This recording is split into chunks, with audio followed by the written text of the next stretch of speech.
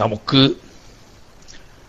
മയ്യിത്ത് പരിപാലനവുമായി ബന്ധപ്പെട്ട് മയ്യിത്തിനെ ഖബറിൽ വെച്ച് മൂടുന്നത് വരെയുള്ള ഏകദേശ വിഷയങ്ങൾ നമ്മൾ ഓതി. കൊണ്ടുപോകുന്നതിനെ പറ്റി ഫത്ഹുൽ മുഈൻ പരാമർശിക്കാത്തതിന്റെ പേരിൽ നമ്മൾ നിഹായത്തു സൈനിൽ നിന്നിട്ട് ആ ഭാഗം ഓതുകയും ചെയ്തു.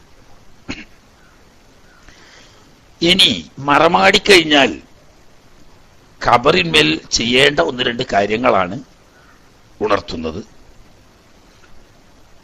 കൂട്ടത്തിൽ നമ്മൾ പറഞ്ഞ ഖബറടക്കാൻ പോകുന്ന സമയത്ത് ഖബറിൽ നിന്നൊരു പിടി മണ്ണെടുത്ത് അതിൽ 7 പ്രാവശ്യം ഇന്നാ അൻസൽനാഹു ഫീ ലൈലത്തുൽ ഖദ്ർ എന്ന സൂറത്ത് പാരായണം ചെയ്ത് അത് ഖബറിൽ തലഭാഗം മുതൽക്ക് കാൽഭാഗം വരെ വിതറണം എന്നും അത് കാരണം ആ മയ്യത്തിനെ ഖബറിൽ വെച്ച് അദാബ് ചെയ്യപ്പെടുകയില്ല, അമ്നു വരും എന്ന് മഹാന്മാര് പറഞ്ഞ ഭാഗം ഉണർത്തുകയുണ്ടായി. ഈ ഭാഗം ഉലമാക്കള് പറ്റിയല്ല, സാധാരണ പള്ളിയുമായി ബന്ധപ്പെട്ട് ഉസ്താദന്മാരും മുഅദ്ദിനീങ്ങളും ഒക്കെ ആയ ആളുകൾ അക്കാര്യം ശ്രദ്ധിച്ചാൽ ഒരു അധ്വാനവും ഒരു പ്രയാസവും ഇല്ലാതെ ഒരുപാട് മുഅ്മിനീങ്ങളായ ആളുകൾക്ക് അവരുടെ ഖബർ ജീവിതത്തിൽ വലിയ ആശ്വാസം ലഭിക്കാൻ അത് സഹായകമാകും. ആ കാര്യം ശ്രദ്ധയിൽ ഉണ്ടായിരിക്കണം എന്ന് പ്രത്യേകം ഓർമ്മപ്പെടുത്തി ഇനി തുടർന്നുള്ള ഭാഗം അല്പഭാഗം ഓതുകയാണ്. ബിസ്മില്ലാഹിർ റഹ്മാനിർ റഹീം വബിഹി നസ്തഈൻ. മുഹിമ്മത്തുൻ, ഒരു പ്രധാനപ്പെട്ട കാര്യം. എന്താണത്? യുസന്നു, സുന്നത്താക്കപ്പെടും, വളുഉ ജരീദത്തിൻ ഖദ്റാ, ഒരു പച്ച മടല്. സാധാരണ ജരീദത്ത് എന്ന് ഉപയോഗിക്കുന്നത് ഈത്തപ്പന ഓലക്കാണ്. അതിന് തെങ്ങോലയായാലും ജരീദത്ത് എന്ന് ഉപയോഗിക്കാം. ഏതായാലും ഒരു പച്ച തെങ്ങോല, അതല്ലെങ്കിൽ ഒരു പച്ച ഈത്തപ്പനയോല ഖബറിന്മേൽ വെക്കൽ സുന്നത്താക്കപ്പെടും. എന്താണ് സുന്നത്താന്ന് പറയാൻ കാരണം? ലിൽ ഇത്തിബാഇ, ഹബീബ് റസൂലുള്ളാഹി സ്വല്ലല്ലാഹു അലൈഹി വസല്ലമ തങ്ങൾ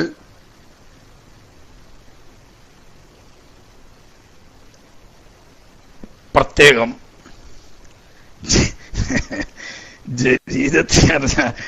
ന്യൂസ് പേപ്പർ അല്ല ഇവിടെ ആരുവരെ ന്യൂസ് പേപ്പർ പച്ച, ലീഗാരും കൂടി പച്ച പേപ്പർ വെക്കണില്ല. ഓലും പേപ്പറും വെളുപ്പും കറുപ്പുമാണ്. മനസ്സിലായില്ലേ? ആലൂരിന്റെ ഒരു തമാശ. അപ്പോ ഹബീബ് റസൂലുള്ളാഹി സ്വല്ലല്ലാഹു അലൈഹി വസല്ലമ തങ്ങൾ ഒരു വഴി നടന്നു പോകുമ്പോൾ തന്റെ വാഹനമാവുന്ന മൃഗം, അത് കോവർ കഴുതയാണോ തട്ടുകുതിര, കോവർ കഴുത എന്നൊക്കെ പറയുന്ന അതായിരുന്നു, അത് പേടിച്ചരണ്ട് തുള്ളിയപ്പോ നബി സല്ലല്ലാഹു അലൈഹി വസല്ലം തങ്ങൾ അന്വേഷിച്ചു, എന്താണ് ഇവിടെ, ആരെയാണ് മറമാടപ്പെട്ടത്? ഇത് 2 ഖബറാണല്ലോ എന്ന് പറഞ്ഞു. എന്നിട്ട് നബി സല്ലല്ലാഹു അലൈഹി വസല്ലം തങ്ങൾ പറഞ്ഞു, ഈ ഖബറാളികളെ ശിക്ഷിക്കപ്പെടുന്നുണ്ട്. ആളുകൾ മുഅ്മിനീങ്ങൾ തന്നെ ആയിരുന്നു എന്നാ മനസ്സിലാകുന്നത്. കാരണം ബാക്കി കുഴപ്പമൊന്നുമല്ല പറഞ്ഞത്. ഒരാള് മൂത്രമൊഴിച്ചാൽ വൃത്തിയാക്കുന്ന വിഷയത്തിൽ സൂക്ഷ്മത പാലിക്കാത്ത ആളായിരുന്നു, മറ്റൊരാള് ഏഷണി പറയുന്ന ആളായിരുന്നു. ഇത് വേണ്ടെന്ന് വെച്ച് സൂക്ഷിക്കാൻ വളരെ എളുപ്പമുള്ളതാണ്, പക്ഷേ ഖബറിലെ ശിക്ഷ വളരെ ഗൗരവമേറാൻ അത് കാരണവുമാവും എന്ന് പറഞ്ഞതിന് ശേഷം ഒരു പച്ച ഈത്തപ്പന മടൽ കൊണ്ടുവരാൻ ആവശ്യപ്പെടുകയും അത് നെടുകെ പിളർന്ന് ഒരു ഖബറിന്മേൽ ഒരു കഷ്ണവും ഒരു ഖബറിന്മേൽ ഒരു കഷ്ണവും വെച്ചു. എന്നിട്ട് അതിനെപ്പറ്റി സ്വഹാബാ കിറാമുകൾ അന്വേഷിച്ചപ്പോൾ ഹബീബ് സല്ലല്ലാഹു അലൈഹി വസല്ലം തങ്ങൾ അതിന് പറഞ്ഞത്, ഈ പച്ച മടലിന്റെ തസ്ബീഹ് കാരണം അല്ലാഹു സുബ്ഹാനഹു വ തആല ആ ഖബറാളികൾക്ക് ലഘു വാക്കി കൊടുക്കും, ശിക്ഷ ഈ ഇളവ് കൊടുക്കും.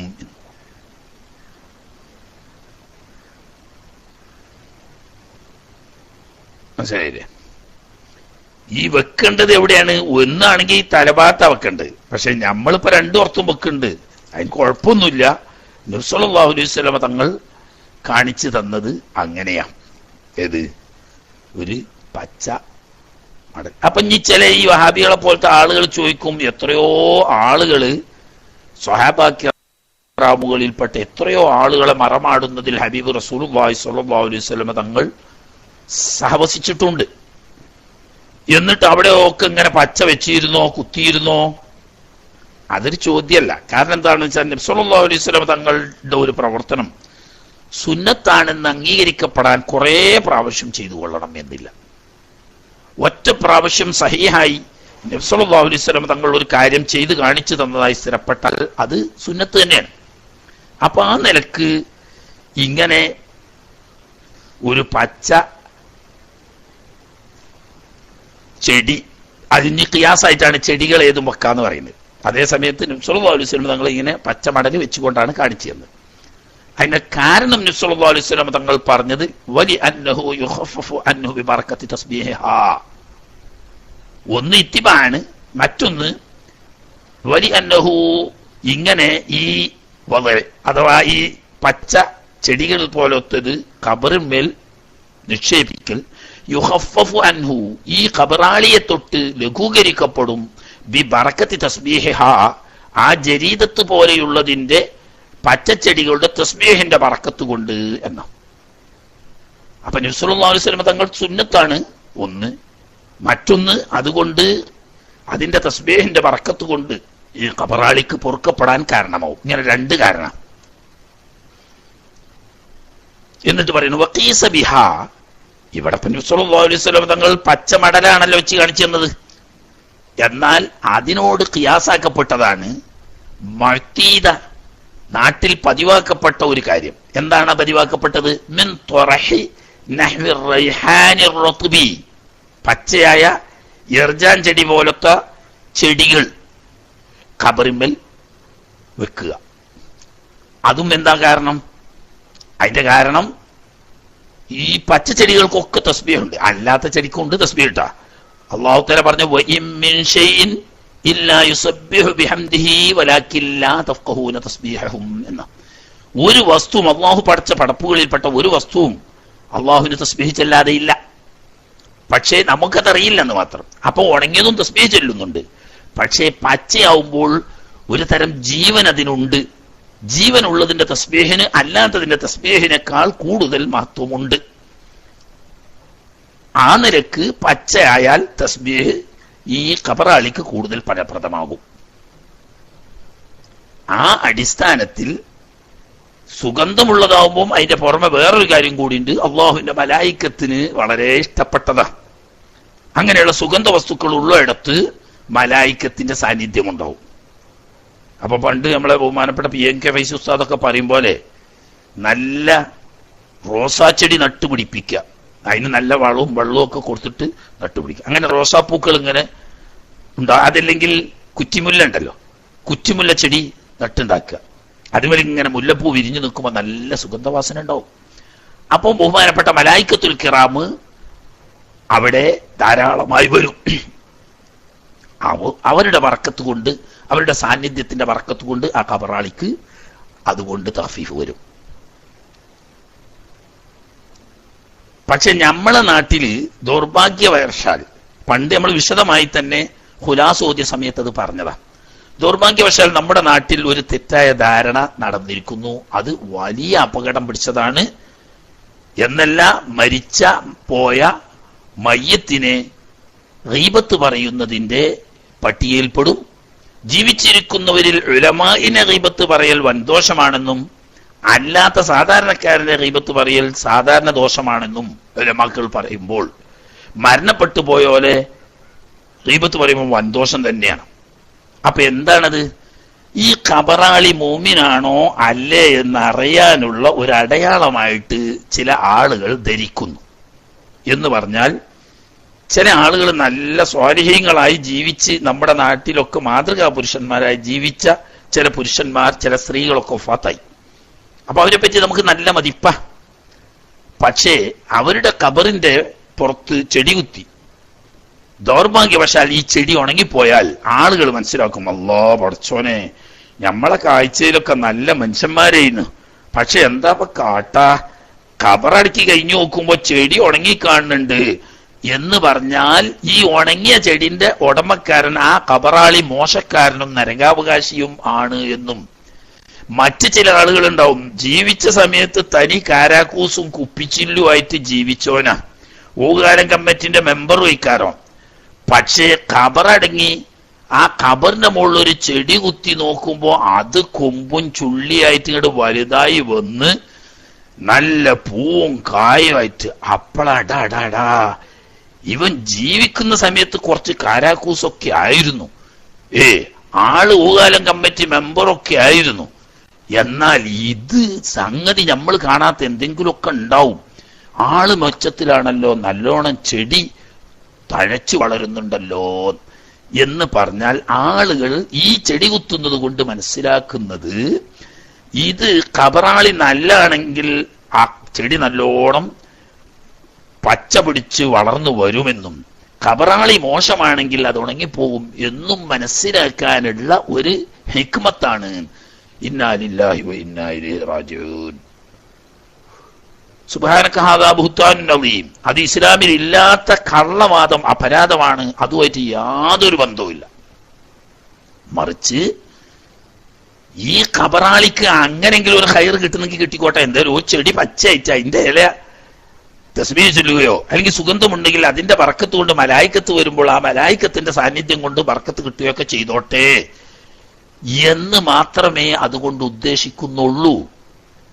അതുകൊണ്ട് തന്നെ മഹാന്മാരായ ഉലമാക്കൾ പറയുന്നു, ഈ ചെടിക്ക് വെള്ളം നനച്ചു കൊടുക്കലും ആവശ്യമാണെങ്കിൽ വളം വെച്ചു കൊടുക്കലും നല്ലതാണ്.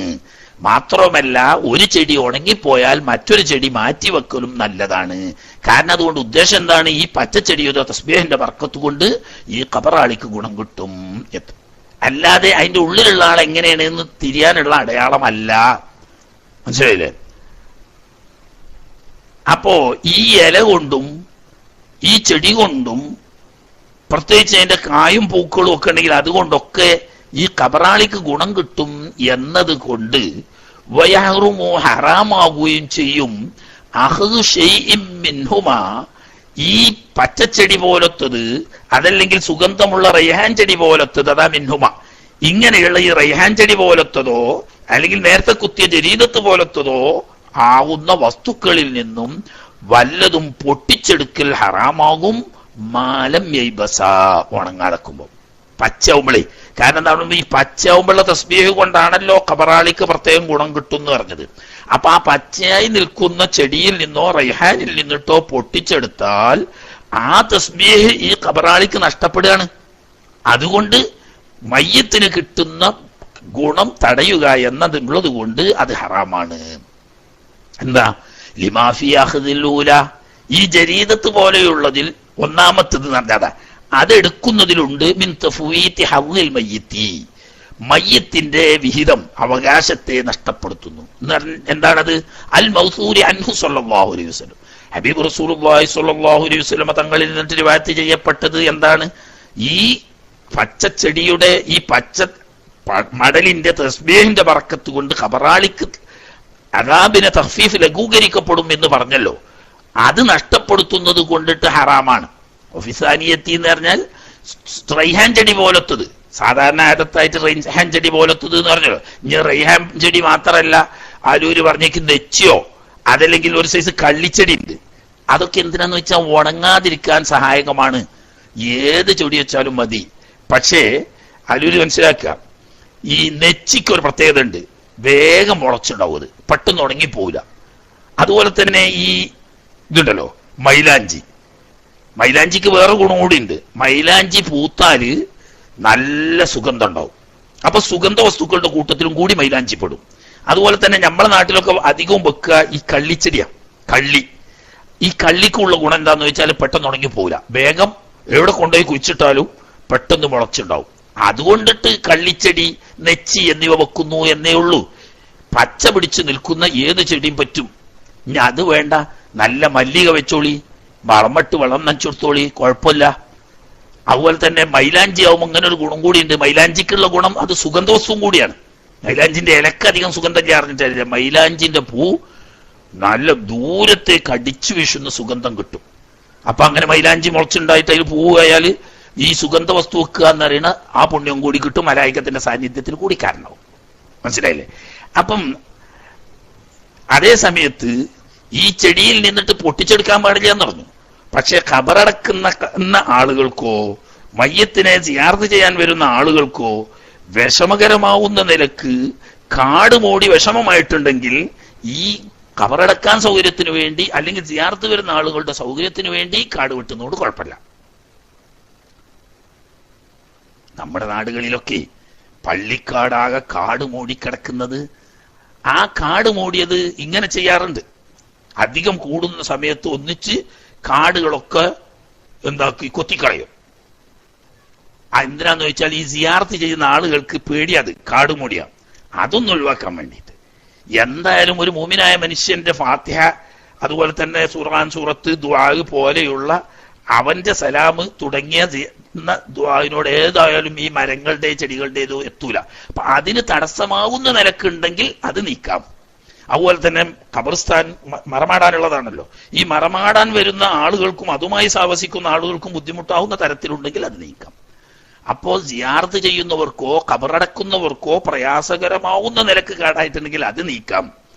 അതല്ലാതെ അതിൽ നിന്ന് പൊട്ടിച്ചെടുക്കാൻ പാടുള്ളതല്ല. അതാ ഒഫിസാനിയത്തി എന്ന് പറഞ്ഞാൽ രണ്ടാമത് ഈ സുഗന്ധം ഇർജാം പോലത്തത് പൊട്ടിച്ചെടുക്കുന്നതിലും ഹക്കിൽ മയ്യത്തി, മയ്യത്തിന്റെ അവകാശം നഷ്ടപ്പെടുത്തുന്നു. എന്താണ്? ബിർത്തിയാഹിൽ മലായിക്കത്തി, മലായിക്കത്തിന്റെ റാഹത്ത് കിട്ടും അവര്. അതുകൊണ്ട് അവര് ആസ്വദിക്കണം മലായിക്കത്ത്. എങ്ങനത്തെ മലായിക്കത്ത്? അൽ നാസിരിതായിരിക്കും. ഈ സുഗന്ധമുള്ളോടത്ത് ഇറങ്ങുന്ന പ്രത്യേകിച്ച് റഹ്മത്തിന്റെ മലായിക്കത്തുണ്ട്. ആ മലായിക്കത്ത് ആ സുഗന്ധം നഷ്ടപ്പെട്ടാൽ അവരിറങ്ങൽ കുറയുമല്ലോ. അപ്പൊ അതുകൊണ്ട് ഈ സുഗന്ധം ആവുന്ന ചെടി, പൂവ് പോലത്തത് പറിച്ചെടുക്കലും ഹറാമാണ്. കാരണം രണ്ടും ഈ മയ്യത്തിന്റെ അവകാശങ്ങൾ നഷ്ടപ്പെടുത്തുന്നു എന്നതുകൊണ്ട്. അപ്പൊ ഇങ്ങനെ ഈ മയ്യത്തിന് കിട്ടുന്ന ഗുണം നഷ്ടപ്പെടുത്തുമാർ ഈ ചെടിയിൽ നിന്നോ ഈ ഇലയിൽ നിന്നോ അതല്ലെങ്കിൽ ഈ സുഗന്ധത്തിൽ നിന്നിട്ടോ എടുക്കാൻ പാടില്ല എന്ന് കാലഹു ഷെയ്ഖാന ഇബ്ന ഹജറിൻ വസിയാദിൻ, ഷെയ്ഖുന ഇബ്നു സിയാദ് തങ്ങളും ഷെയ്ഖുന ഇബ്നു ഹജർ തങ്ങളും റഹ്മത്തുള്ളാഹി അലൈഹിമ രണ്ടാളും പറഞ്ഞിട്ടുണ്ട്. പിന്നെ ഇവിടെ പറയാത്തൊന്നുണ്ട്. നമ്മളെ നാട്ടില് മീസാൻ കല്ലുത്തുക എന്നാ പറയാം. ആലൂരിന്റെ നാട്ടിലെത്താ പറയലെന്ന് അറിയില്ല. ചിലര് പീശാങ്കല്ല് എന്ന് പറയും. പീശാങ്കല്ലു അല്ല, മീസാൻ കല്ലു അല്ല. മീസാൻ കല്ല് എന്ന് പറയുന്നത് തുലാസ് തൂക്കുമ്പം കനം വെക്കുന്ന കട്ടിക്കാണ് മീസാൻ കല്ല് എന്ന് പറയാം. ഇവിടെ എന്താന്ന് ചോദിച്ചാല് നിശാങ്കല്ല, അല്ലെ മീസാനല്ല, മീസാനല്ല ആലൂരെ, നിശാങ്കല്ലാണ്. നിശാൻ ശരിക്കും അതാണ്. അത് പറഞ്ഞിക്കാണ്ട് നമ്മൾ എന്താക്കിയതാണ്, മീസാൻ കല്ലും നീസാൻ കല്ലും ഒക്കെ ആക്കിയതാണ്. നിശാനി എന്ന് പറഞ്ഞാൽ അടയാളം, അങ്ങനെയാണല്ലോ. അതാ. അപ്പൊ നിശാന് വേണ്ടിയിട്ട് വെച്ച കല്ല് ഖബറിനെ തിരിച്ചറിയാൻ വേണ്ടിയിട്ട് വെക്കുന്നതായത് കൊണ്ട് അതിന് പറയുന്ന പേരാണ് നിശാൻ കല്ല് എന്ന്. അങ്ങനെ ബഹുമാനപ്പെട്ട ഹബീബ് റസൂലുള്ളാഹി സ്വല്ലല്ലാഹു അലൈഹി വസല്ലമ തങ്ങളുടെ മുലകുടി ബന്ധത്തിലുള്ള സഹോദരനായ മഹാനായ ഉസ്മാൻ ഇബ്നു മദ്ഊൻ റളിയല്ലാഹു തആല അൻഹു തങ്ങൾ മുഹാജിറുകളായ സഹാബാ കിറാമുകളിൽ നിന്ന് മദീന ഷരീഫിൽ വെച്ചിട്ട് ആദ്യം വഫാത്തായ മഹാൻ അവരുകളാണ്. ഇത് ഉസ്മാൻ ഇബ്നു മദ്ഊൻ റളിയല്ലാഹു തആല അൻഹു തങ്ങളാണ്. മദീനത്തെ ഏറ്റവും മഹത്തായ ഖബർസ്ഥാനാവുന്ന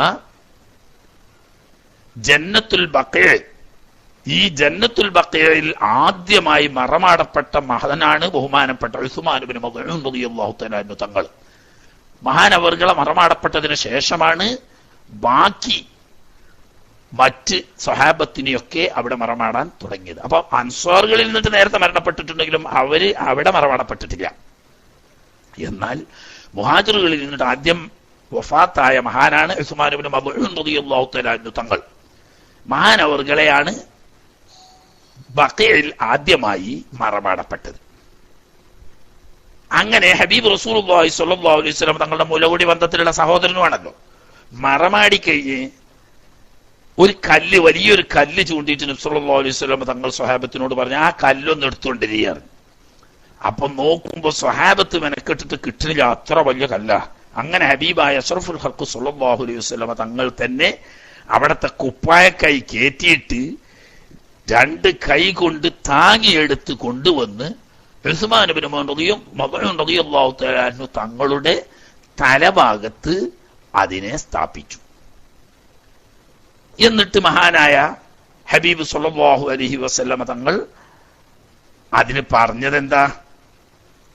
അതിന്റെ കാരണം, ഇങ്ങനെ കല്ല് വെച്ചാൽ ആ കല്ല് കൊണ്ട് എന്റെ സഹോദരന്റെ ഖബറിനെ തിരിച്ചറിയപ്പെടാൻ വേണ്ടിയിട്ടും എന്റെ കുടുംബത്തിൽ നിന്നിട്ട് വഫാത്താവുന്ന ആളുകളെ ഇതിന്റെ സമീപത്ത് മറവടക്കാനുള്ള സൗകര്യത്തിന് വേണ്ടിയിട്ടുമാണ് ഇങ്ങനെ ഞാൻ വെക്കുന്നത് എന്ന് റസൂലുള്ളാഹി സ്വല്ലല്ലാഹു അലൈഹി വസല്ലം. അതഅല്ലമു ബിഹാ ഖബറ അഖീ ലിഉദ്ഫന ഫീഹി മമ്മാത മിൻ അഹ്ലി. കണ്ടോ, എന്റെ മുലകുടി ബന്ധത്തിലൂടെയുള്ള സഹോദരനെ ഖബർ തിരിച്ചറിയാൻ വേണ്ടിയിട്ടും കുടുംബത്തിൽപ്പെട്ട ആളുകൾ വഫാത്താവുമ്പോൾ അതിന്റെ സമീപത്ത്, കാരണം ഒരു കുടുംബത്തിൽപ്പെട്ട ആളുകൾ സാധിക്കുമെങ്കിൽ സമീപത്ത് തൊട്ട് മറമാടുന്നത് സിയാറത്ത് ചെയ്യുന്നവർക്ക് സൗകര്യമാണ്.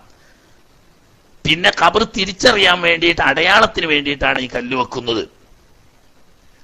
ആ ബമ്പം കല്ലാണെന്ന്, ഈ ബമ്പം കല്ല് സ്വഹാബത്തൊന്നും ഇളക്കിയിട്ടിറങ്ങാത്ത കല്ല് ഹബീബ് റസൂലുള്ളാഹി സ്വല്ലല്ലാഹു അലൈഹി വസല്ലം തങ്ങൾ 2 കൈ കൊണ്ടും താങ്ങിയെടുത്ത് കൊണ്ടുവന്ന് വെച്ച് എന്ന് പറഞ്ഞാൽ എത്ര വേണപ്പത് തന്നെയല്ല. ഇമാം ബുഖാരി തന്റെ സഹീഹിൽ റിവായത്ത് ചെയ്യുന്ന ഹദീസിൽ കാണാം, പിൽക്കാലത്ത് ചെറുപ്പക്കാരായ സ്വഹാബത്ത് ഹൈജമ്പ് ചാടിയിരുന്നത് ഈ ഉസ്മാൻ ഇബ്നു മദ്ഊൻ റളിയല്ലാഹു തആല അൻഹുവിന്റെ ഖബറിന്റെ മുകളിലൂടെ അപ്പുറത്തേക്ക് ചാടാൻ കഴിയുന്നവരായിരുന്നു അക്കാലത്തെ ചെറുപ്പക്കാരിൽ ഏറ്റവും നല്ല ഹൈജമ്പ് ചാട്ടുകാര്. അല്ലെ, തുള്ളലെന്നാണ് ആലൂരിന്റെ ഭാഷയിൽ പറയും. ഹൈജമ്പ് തുള്ളാൻ, അതായത് ഉസ്മാൻ ഇബ്നു മദ്ഊൻ റളിയല്ലാഹു തആല അൻഹുവിന്റെ ഖബറിന്റെ മുകളിൽ കൂടെ അപ്പുറം ഇപ്പുറം തുള്ളാൻ കഴിയുന്ന ആളുകൾ, നീട്ടത്തിലല്ല, അങ്ങനെ തന്നെ പറയുന്നുണ്ട്, ഉയരത്തിൽ അതിന്റെ മുകളിൽ കൂടെ തുള്ളാൻ കഴിയുന്നവരായിരുന്നു ഏറ്റവും വലിയ ഹൈജമ്പുകാര്. അപ്പൊ അത് അത്യാവശ്യം നല്ല ഉയരമുണ്ട് എന്ന് ഇന്ന് മനസ്സിലായല്ലോ. അത് ഇമാം ബുഖാരി തന്റെ സഹീഹിൽ. എല്ലാ ഖബറും അങ്ങനെ ഇല്ലാണു, എല്ലാ ഖബറും അങ്ങനെ ഉയർന്നിട്ടില്ല. അപ്പൊ ഉയർത്തേണ്ട ചില പ്രത്യേക ഖബറുകൾ ഉയർത്താം എന്ന് അതിൽ നിന്നിട്ട് മനസ്സിലാക്കുക. ഇത് ഇമാം ബുഖാരി തന്റെ സഹീഹിൽ റിവായത്ത് ചെയ്ത സംഭവമാണ്. പിന്നെ ഇഷ്കാൽ അവിടെ എല്ലാവരുമില്ലേ. പിന്നെന്താന്ന് വെച്ചാൽ ഇപ്പം നമ്മൾ 2 എണ്ണാണല്ലോ വെക്കണത്, ഒന്ന് തലക്കാൻ പുറത്തും ഒന്ന് കാക്കും പുറത്തും. സാധാരണ ഹബീബ് റസൂലുള്ളാഹി സ്വല്ലല്ലാഹു അലൈഹി വസല്ലം ഉസ്മാൻ ഇബ്നു മദ്ഊൻ റളിയല്ലാഹു തആല അൻഹു തങ്ങളുടെ തലഭാഗത്ത് ഒരു കല്ലാ വെച്ചിട്ടുള്ളൂ. ഇപ്പോൾ 2 ആരാ ഉയർത്തിയത് പറഞ്ഞാൽ ഹബീബ് റസൂലുള്ളാഹി സ്വല്ലല്ലാഹു അലൈഹി വസല്ലം തങ്ങളുടെ ഷറഫാക്കപ്പെട്ട കൈകൊണ്ടാണ് ആ ഉസ്മാൻ ഇബ്നു മദ്ഊൻ റളിയല്ലാഹു തആല അൻഹുവിന്റെ ഖബർ മറമാടുന്നത്. പിന്നെ അത് വലുതാക്കിയതായിട്ട് ചരിത്രം എവിടെയും കേട്ടിട്ടില്ല. അപ്പൊ അന്ന് തന്നെ ഉണ്ടാവണം അവൽപ്പം. കാരണം ഇത്ര വലിയ കല്ല് താൽക്കം പുറത്ത് വെച്ചിട്ടുണ്ടെങ്കിൽ ആ കല്ല് മറിഞ്ഞു കയറാൻ വേണ്ടി ഖബർ ഉയരം കൂട്ടിയിട്ടുണ്ടാവാം. ഏതായാലും സഹീഹിൽ ഇമാം ബുഖാരി റിവായത്ത് ചെയ്തതാണ്, ചെറുപ്പക്കാരായ സഹാബാക്കൾ ഹൈജമ്പ് ചാടുമ്പോൾ ഈ ഉസ്മാൻ ഇബ്നു മദ്ഊൻ റളിയല്ലാഹു തആല അൻഹുവിന്റെ ഖബറിന്റെ തട്ടാതെ അപ്പുറത്തേക്ക് ചാടാൻ പറ്റുന്നവരായിരുന്നു ഞങ്ങളുടെ കൂട്ടത്തിൽ ഏറ്റവും വലിയ തുള്ളലുകാരായിട്ട് ഞങ്ങൾ കണക്കാക്കിയിരുന്നത് എന്ന് കാണാം. അപ്പൊ ആവശ്യമുള്ള പ്രത്യേകം പരിഗണിക്കപ്പെടേണ്ട മഹാന്മാരുടെ ഖബറുകൾ ഉയർത്തുക ചെയ്യാം എന്ന് അതിൽ നിന്ന് തന്നെ മനസ്സിലാക്കാം. ഇത് എവിടെയെങ്കിലും ഏട്ടിലും പാട്ടിലുള്ളതല്ല, ഇമാം ബുഖാരി തന്റെ സഹീഹിൽ തന്റെ റിവായത്ത് ചെയ്തതാണ്. പിന്നെ രണ്ടാമത്തത് വെക്കുന്നത് ആവശ്യം പോലെ ചെയ്യാം. അവർ അടയാളത്തിന് വെക്കുക, അല്ലാതെ അത് പുണ്യത്തിന് വേണ്ടിയിട്ടൊന്നുമല്ല, അടയാളത്തിന് വേണ്ടിയിട്ട് ആണ് ഈ കല്ല് വെക്കുന്നത്. അതുകൊണ്ട് തന്നെ പേരിനും പെരുമക്കും വേണ്ടി ആ നിശാങ്കല്ലുമ്മലോ മറ്റോ എഴുതി വെക്കുന്നത് കറാഹത്താണ്. കാരണം എന്താന്ന് വെച്ചാൽ മനുഷ്യന്റെ ഈ ദുരഭിമാനവും അതുപോലെ തന്നെ ഈ അന്തസ്സും ഒക്കെ ഖബറിലും കാട്ടുന്നൊരവസ്ഥ വരാൻ പാടില്ല. അതിന്റെ പുറമെ ഈ ഖബറിന്മേൽ എഴുതിയത് ഇങ്ങനെ സ്ഥിരമായി നോക്കി വായിക്കുന്നത് മറവി രോഗം ബാധിക്കാൻ കാരണമാണ് എന്ന് മഹാന്മാരായ ഹുക്കമാവ് പഠിപ്പിച്ചിട്ടുമുണ്ട്.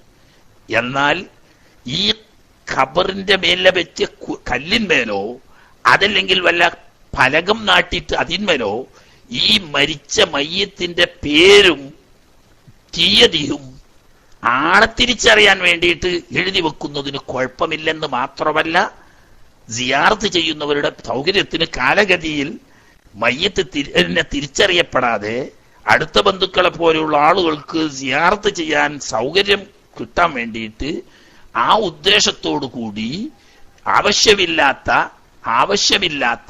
എന്ത് വേണ്ട ഈ പുകഴ്ത്തി പറയലും പൊക്കിവെക്കലും ഇല്ലാതെ ആളെ തിരിച്ചറിയാനും മരണ സമയം അറിയാനും വേണ്ടിയിട്ട് അതായത് കൊല്ലം അറിയാനും ഉദ്ദേശത്തോടു കൂടി എഴുതി വെക്കുന്നതിന് കുഴപ്പമില്ല. അതേ സമയത്ത് ഇത് ഖാദർ പുയ്യാപ്പളന്റെ മോന് കുഞ്ഞാലി പുയ്യാപ്പളന്റെ ഏട്ടൻ അൽവിക്കുട്ടി പുയ്യാപ്പളന്റെ ഖബറാണ്. എന്ത് പുയ്യാപ്പള? കാസർഗോഡുകാർ ദേഷ്യം പിടിച്ചണ്ട, അങ്ങനെ കാസർഗോഡുകാർ പറയാം. 7ാമത്തെ പുയ്യാപ്പള വരെയാണ് പറഞ്ഞിട്ട് ആ പുയ്യാപ്പളന്റെ ഖബറാണ് എന്ന് പറയും. അതൊന്നും ആവശ്യമില്ല. ഇന്നവന്റെ ഖബറാണ് എന്ന് വെക്കാം. ഇന്ന തീയതി മരണപ്പെട്ടു. അതുകൊണ്ട് ഉദ്ദേശിക്കുന്നത് എന്താണ്? ഈ ഖബർ തിരിച്ചറിയപ്പെടാനും സിയാറത്ത് ചെയ്യുന്നവർക്ക് സൗകര്യത്തിനും വേണ്ടിയിട്ട് അത് ഹലാലാണ്, കുഴപ്പമില്ല. ശരിയല്ലേ? അതൊക്കെ ശറഈ പറയുന്നതാണ്. ആശയര് അത് എവിടെയെങ്കിലും പൗതി കണ്ട് കണ്ടോ എഴുതി വെക്കാൻ പാടില്ല എന്ന് മൊത്തം ഫത്വ കൊടുക്കാനൊന്നും പോണ്ട. എഴുതി വെക്കാൻ പാടില്ലാത്തതും ഉണ്ട്, എഴുതി വെക്കാൻ അനുവദിക്കപ്പെട്ടതും ഉണ്ട്. എഴുതി വെക്കാൻ പാടില്ലാത്തതും വിരോധിക്കപ്പെട്ടതും ഈ പേരും പെരുമയും കാണിക്കാൻ വേണ്ടിയിട്ട്, പൊങ്ങച്ചത്തിന് വേണ്ടിയിട്ട്, അഭിമാനത്തിന് വേണ്ടിയിട്ട് ഇയാളുടെ സ്ഥാനമാനങ്ങളും വലിപ്പത്തരങ്ങളും ഉൾപ്പെടുത്തിക്കൊണ്ട് എഴുതി വെക്കുന്നതാണ് പാടില്ലെന്ന് പറഞ്ഞത്. അതേസമയത്ത് ആളെ പേരും തിരിച്ചറിയാൻ വേണ്ടിയിട്ട് സിയാറത്ത് ചെയ്യുന്നവരുടെ സൗകര്യത്തിന് വേണ്ടിയിട്ട് എഴുതി വെക്കുന്നതിന് കുഴപ്പമില്ല. അത് ഹലാലാണ്. പുണ്യപ്പെട്ട സുന്നത്താണെങ്കിൽ പോലും ഹലാലാണ്, ജായിസാണ്. ഒന്നാണ് നബി സല്ലല്ലാഹു അലൈഹി വസല്ലം തങ്ങൾ കല്ല് വെച്ച് കാണിച്ചത്, അതാണ് സുന്നത്ത് എങ്കിലും രണ്ടാമത്തെ ഒന്ന് വെക്കൽ അനുവദനീയമാണ്. ഇപ്പൊ എല്ലാരും വെക്കൂരോരെ. പിന്നിപ്പോ എന്താ, ഇതൊരു ചടങ്ങ് പോലെയായിട്ട് വന്നിന്. നേരത്തെ ചെടി കുത്തുന്നത് ആള് നല്ല ആളാണോ മോശപ്പെട്ട ആളാണോ തിരിയാൻ വേണ്ടിയിട്ടായതുപോലെ ഈ കല്ല് കുത്തൽ ഒരു ചടങ്ങായി മാറിയിരിക്കുന്നു. അതല്ല ഈ കല്ല് കൊണ്ട് ഉദ്ദേശിക്കപ്പെടുന്നത്. ഈ പിന്നീട് ഈ ആളുടെ ബന്ധത്തിൽപ്പെട്ടയോ മറ്റോ ആളുകൾ ഈ മയ്യത്തിനൊന്ന് സിയാറത്ത് ചെയ്യണം എന്ന് കരുതി വരുമ്പം തിരിച്ചറിയാനുള്ള ഒരു അടയാളം. അതിപ്പോ എല്ലാവരും ഒരുപോലെ വെച്ചാ പിന്നെ എന്നിങ്ങനെ തിരിച്ചറിയണ്? അപ്പൊ പേരെഴുതി വെച്ചോട്ടെ, അതിന് കുഴപ്പമില്ല. മരിച്ച മയ്യത്തിന്റെ പേരെഴുതി വെച്ചോട്ടെ, ആളെ തിരിച്ചറിയാവല്ലോ. എന്നാ പിന്നെ ഒരേ സൈസ് കല്ല് തന്നെ വെച്ചാലും കുഴപ്പമില്ല. ഇവര് പേരെഴുതി വെക്കാം. ഇന്ന തീയതി മരണപ്പെട്ടു ഇന്നാള്, ഹലാസ്, അങ്ങനെ എഴുതിയേക്കാം. ആട്ടെ. പിന്നെ വകുരിഹ കറാഹത്താക്കപ്പെടും ബിനാഉല്ലഹു ഖബറിനെ എടുപ്പാക്കല്. ഖബറിനെ എടുപ്പാക്കുക എന്ന് പറഞ്ഞാല് ഖബറ് ഉള്ളിൽ കെട്ടി ഉണ്ടാക്കുക എന്ന് പറഞ്ഞാൽ അതിന്റെ മുകളിൽ കെട്ടിയല്ലാന്നല്ല. ബിനാഉല്ലഹു എന്ന് പറഞ്ഞാൽ അടിയിലെ വലിയൊരു കുയ്യുത്തി, ആ കുയ്യ് കുത്തിയിട്ട് അതിന് കീപ്പെട്ട ഒരു കീക്കുയ്യ് കുത്താൻ നല്ല ഉറപ്പുള്ള ഭൂമിയാണ്. എന്നാ പിന്നെ ഞാൻ അവിടെ കുറെ കല്ലോ അതല്ലെങ്കിൽ ഇഷ്ടികയോ മറ്റോ ഉപയോഗിച്ച് കെട്ടിണ്ടാക്കേണ്ട ഒരാവശ്യമില്ലല്ലോ. വെറുതെ ധനം ദുർവ്യയം ചെയ്യല്ലേ. മയ്യത്ത് വെക്കാൻ വേണ്ടിയിട്ട് 2 പുറം ചുമര് പോലെ കെട്ടിയുണ്ടാക്കി അതിന്റെ ഉള്ളിലേക്ക് മയ്യത്തിനെ വെച്ച് മുകളിൽ കല്ല് വെച്ച് ഒരു കെട്ടിടം പോലെ ആക്കേണ്ട ആവശ്യമില്ല. അതേ സമയത്ത് ആവശ്യമില്ലാത്തോടത്ത് എന്നാ പറയുന്നത്. ആവശ്യമില്ലാത്തോടത്ത് അതിന് പറയും. ആവശ്യം എന്ന് പറഞ്ഞാൽ എങ്ങനെ? ഉദാഹരണം, കടപ്പുറം പോലത്തെ സ്ഥലമാണ്. കടപ്പുറം പോലത്തെ സ്ഥലം എന്ന് പറഞ്ഞാൽ അവിടെയൊക്കെ മണൽ പ്രദേശം, അതല്ലെങ്കിൽ വെറും ചളിമണ്ണ് മാത്രമുള്ള പ്രദേശം. അവിടെ കുഴി കുഴിച്ച് കീക്കുയ്യും മേക്കുയ്യും ആക്കാൻ കഴിയില്ല. മറിച്ച് വലിയൊരു കുഴി ഉണ്ടാക്കിയിട്ട് അതിൽ മയ്യത്ത് വെക്കാൻ വേണ്ട ഒരു ഖബറിന്റെ അത്ര കണക്കാക്കിയിട്ട് 2 പുറത്തും കല്ലുകൊണ്ട് കെട്ടിയിട്ട് ഖബറാക്കാനേ കഴിയൂ. അത് ജായിസാണ്, ഒരു കുഴപ്പമില്ല, കറാത്തതിന് ബാധകല്ല. അത് കാരണം എന്താ? ആവശ്യമുണ്ട്. ആവശ്യമില്ലാത്തടത്ത് ഖബറിന്റെ ഉള്ളിൽ കെട്ടേണ്ട ഇതില്ലല്ലോ, വെറുതെ മുതല് പാഴാക്കേണ്ടതില്ലല്ലോ. അതുകൊണ്ട് അത് കറാത്താണ്. ഇനി അലൈഹി അത് പറഞ്ഞ ആദ്യം പറഞ്ഞ് ഖബറിന്റെ ഉള്ളിൽ കെട്ടുകയാണ്. ഇനി ഖബറിന്റെ മുകളിൽ കെട്ടുക. മുകളിൽ കെട്ടുക എന്ന് പറയുന്നതിന് പല കോലമുണ്ട്. മുകളിൽ കെട്ടുക എന്ന് പറയുന്നതിന്റെ ഒരു കോലം ഖബർ മണ്ണിട്ട് മൂടിയതിന് ശേഷം നല്ല കല്ല് കൊണ്ടിട്ട് പടുക്കുക, അത് വെട്ട്. ഇനി അതിന്റെ പുറമെ 2-4 സൈഡിലും കല്ലിങ്ങനെ അടുപ്പിച്ചു വെച്ച് ഖബർ ഒന്നും ചെയ്തിട്ടില്ല, ഖബറിന്റെ ചുറ്റുഭാഗവും ഇങ്ങനെ കല്ല് ചെത്തി അടുക്കി വെച്ച് കെട്ടുക, അതും പെട്ട്. ഇനി അതിന്റെ പുറമെ അടുത്ത് കെട്ടിടമായിട്ടെടുത്തു അല്ലെങ്കിൽ കുബ്ബയാക്കി, അതൊക്കെ ഈ പറഞ്ഞ ബിനാഉൻ അലൈഹി എന്ന് പറഞ്ഞപ്പെട്ടു. ആദ്യം പറഞ്ഞ് ബിനാഉൻ ലഹു എന്ന് പറയുന്നത് ഖബർ ഉള്ളിൽ കെട്ടുക, മറ്റേ ഇതിന്റെ പുറത്ത് കെട്ടുന്നത് ഖബറായിട്ട് കെട്ടലും പെട്ട്, ഖബറിന്റെ ചുറ്റോട് ചുറ്റും കല്ലുവെച്ച് കെട്ടലും പെട്ട്, കുബ്ബയാക്കലും പെട്ട്, കെട്ടിടടുക്കലും പെട്ട് ഒക്കെ പെട്ട്.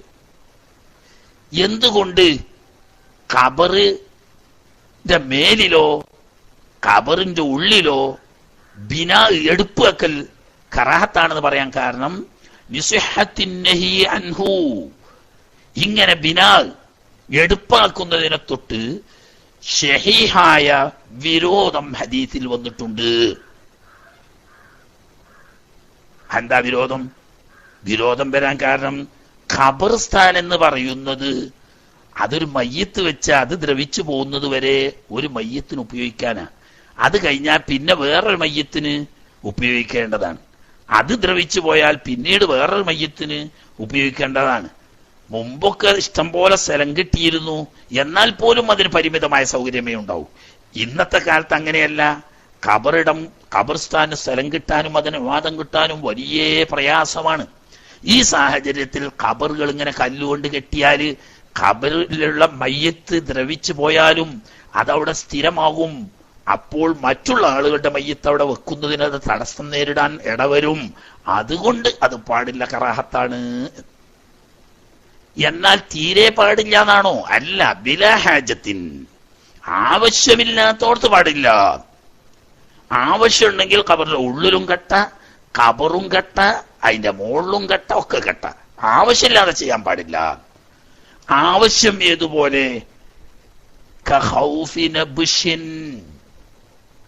ഒന്ന്, ഈ കെട്ടി സിമന്റോ മറ്റോ ഒക്കെ ഇട്ട് നന്നായി ഭദ്രമായി കെട്ടി ഉറപ്പിച്ചിട്ടില്ലെങ്കിൽ ഈ ഖബറ് മാന്തപ്പെടും.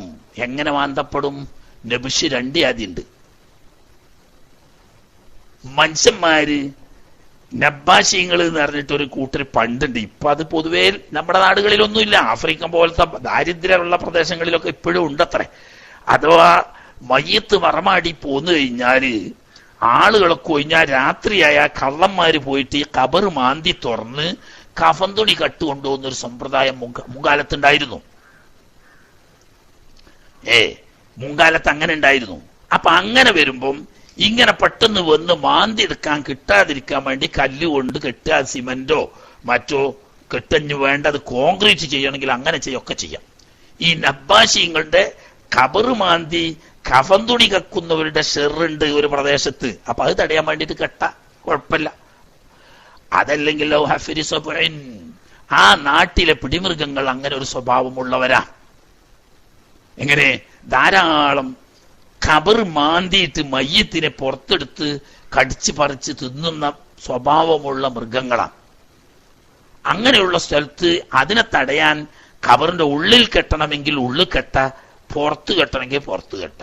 കാരണം മയ്യത്ത് അവഹേളിക്കപ്പെടുന്ന അവസ്ഥ വരാതിരിക്കാൻ വേണ്ടിയിട്ട്. അപ്പൊ മനുഷ്യന്മാര് കഫൻ തുണി വെക്കാൻ വേണ്ടിയിട്ട് മാന്തനോടാണെങ്കിലും നാക്കാലികൾ മയ്യത്തിനെ കടിച്ചു പറിച്ച് തിന്നാൻ വേണ്ടിയിട്ട് മാന്തി എടുക്കുന്ന സ്ഥലമാണെങ്കിലും അത് തടയാൻ വേണ്ടിയിട്ട് ഉള്ളിലോ പുറത്തോ ഒക്കെ വേണമെങ്കിൽ കെട്ട. അല്ലേ, പലയിടത്തും ചെയ്യും കക്കാൻ വേണ്ടിയിട്ട്, വില പിടിപ്പുള്ള സാധനങ്ങളൊക്കെ കക്കാൻ വേണ്ടിയിട്ട്. അപ്പൊ അങ്ങനത്തെ ഓർത്ത് അതൊരു ആവശ്യമാണ്. ഇനി അതല്ലെങ്കിൽ ഔഹദ് മിസൈലിൻ, ഒരു മലവെള്ളം ഒലിച്ചു വരുന്ന സ്ഥലമാണ്. അവിടെ ചില സമയത്ത് കുത്തൊഴുകി വരുന്ന വെള്ളത്തിൽ ഖബറ് പൊളിഞ്ഞ് മയ്യത്തുകൾ പുറത്തു വരാൻ സാധ്യതയുണ്ട്. എന്നാൽ അത് തടയാൻ വേണ്ടിയിട്ട് ഉള്ളിൽ വേണമെങ്കിൽ കെട്ടാം, പുറത്ത് വേണമെങ്കിൽ കെട്ടാം. കാരണം മയ്യത്തിന്റെ ബഹുമാനത്തിന് എതിരാണത് വെള്ളപ്പാച്ചിലിൽ പുറത്തു ചാടിപ്പോവുക. അതിപ്പോ അത് എങ്ങനെ സാധ്യതയുള്ള സ്ഥലമാണെങ്കിൽ അത് തടയാൻ വേണ്ടി അതൊരു ഹാജത്താണ്. ഇങ്ങനെയൊക്കെ സാമ്പിള് അതുപോലെയുള്ള വല്ല ആവശ്യമുണ്ടെങ്കിൽ കുഴപ്പമില്ല, ഹലാലാണ്. ആവശ്യമില്ലാതെയാണെങ്കിൽ ഖബറിന്റെ ഉള്ളിലാണെങ്കിലും പുറത്താണെങ്കിലും അതിന്റെ ചുറ്റുഭാഗത്താണെങ്കിലും എടുക്കൽ കറാഹത്താണ്, കെട്ടൽ കറാഹത്താണ്. എന്നാൽ വമഹല്ലു കറാഹത്തിൽ ബിനായി, ഖബറിൽ എടുപ്പാക്കൽ കെട്ടല് കറാഹത്താണെന്ന് പറഞ്ഞത് എപ്പോഴാണ്? ഇദാ കാന ബി മിൽക്കിഹി, ഈ ആളുടെ ഉടമയിൽപ്പെട്ട സ്ഥലത്താണെങ്കിലാണ്. എന്ന് പറഞ്ഞാൽ ഒരാള് മരണപ്പെട്ടപ്പോ അയാള് നേരത്തെ വസിയത്ത് ചെയ്തിട്ടോ അതല്ലെങ്കിൽ ബന്ധുക്കളുടെ താല്പര്യപ്രകാരമോ ബന്ധുക്കളുടെ താല്പര്യപ്രകാരമോ നമ്മുടെ പറമ്പിൽ വളപ്പിൽപ്പെട്ട ഒരു സ്ഥലത്ത് തന്നെ എന്താക്കാം, ഇദ്ദേഹത്തെ വാപ്പനെ മറമാടാം എന്ന് മക്കൾ തീരുമാനിച്ചു. ഒരു കുഴപ്പമില്ല, മനസ്സിലായില്ലേ? അവനവന്റെ സ്വന്തം സ്ഥലത്ത് മറമാടുന്നത് തെറ്റൊന്നുമില്ല. പക്ഷേ മുസ്ലിം കൊണ്ട് പൊതു ഖബർസ്ഥാനിൽ മറമാടുന്നത് കൊണ്ട് ചില മഹത്വങ്ങളുണ്ട്. കാരണം ധാരാളം സിയാറത്തിന്റെ അഹ്ലികാരുണ്ടാവും. അങ്ങനെ ആ ആളുകളുടെ സിയാറത്ത് കിട്ടും, സലാമ് കിട്ടും. തന്നെയല്ല, സ്വാലിഹീങ്ങളായ പല ആളുകളും അവിടെ സമീപത്ത് മറമാടപ്പെടാൻ സാധ്യതയുണ്ട്. അവരുടെ സാമീപ്യം കൊണ്ടിട്ട് ഈ മയ്യത്തിന് ബർക്കത്ത് കിട്ടും. ഇങ്ങനെയുള്ള ഗുണങ്ങളൊക്കെ ഉള്ളത് കൊണ്ട് പൊതു മുസ്ലിം ഖബർസ്ഥാനിൽ മറമാടലാണ് ഉത്തമം. എന്നാൽ ഒരാളുടെ സ്വന്തം ഭൂമിയിൽ തന്നെ മറമാടുന്നതിന് കുഴപ്പമൊന്നുമില്ല. അങ്ങനെ സ്വന്തം ഭൂമിയിൽ ഇയാളുടെ സ്വന്തം ആയിക്കൊള്ളുന്നില്ല, വേറൊരാളാണ്, അയാൾ സമ്മതിച്ചതാണ്, അല്ലെങ്കിൽ ഇയാളെ മക്കളിൽപ്പെട്ട ഒരു മകന്റേതാണ്, ഓനിഷ്ടപ്പെട്ടതാണ്, എന്നാൽ അവിടെ ആവശ്യമില്ലാതെ കെട്ടൽ കറാത്താണ്.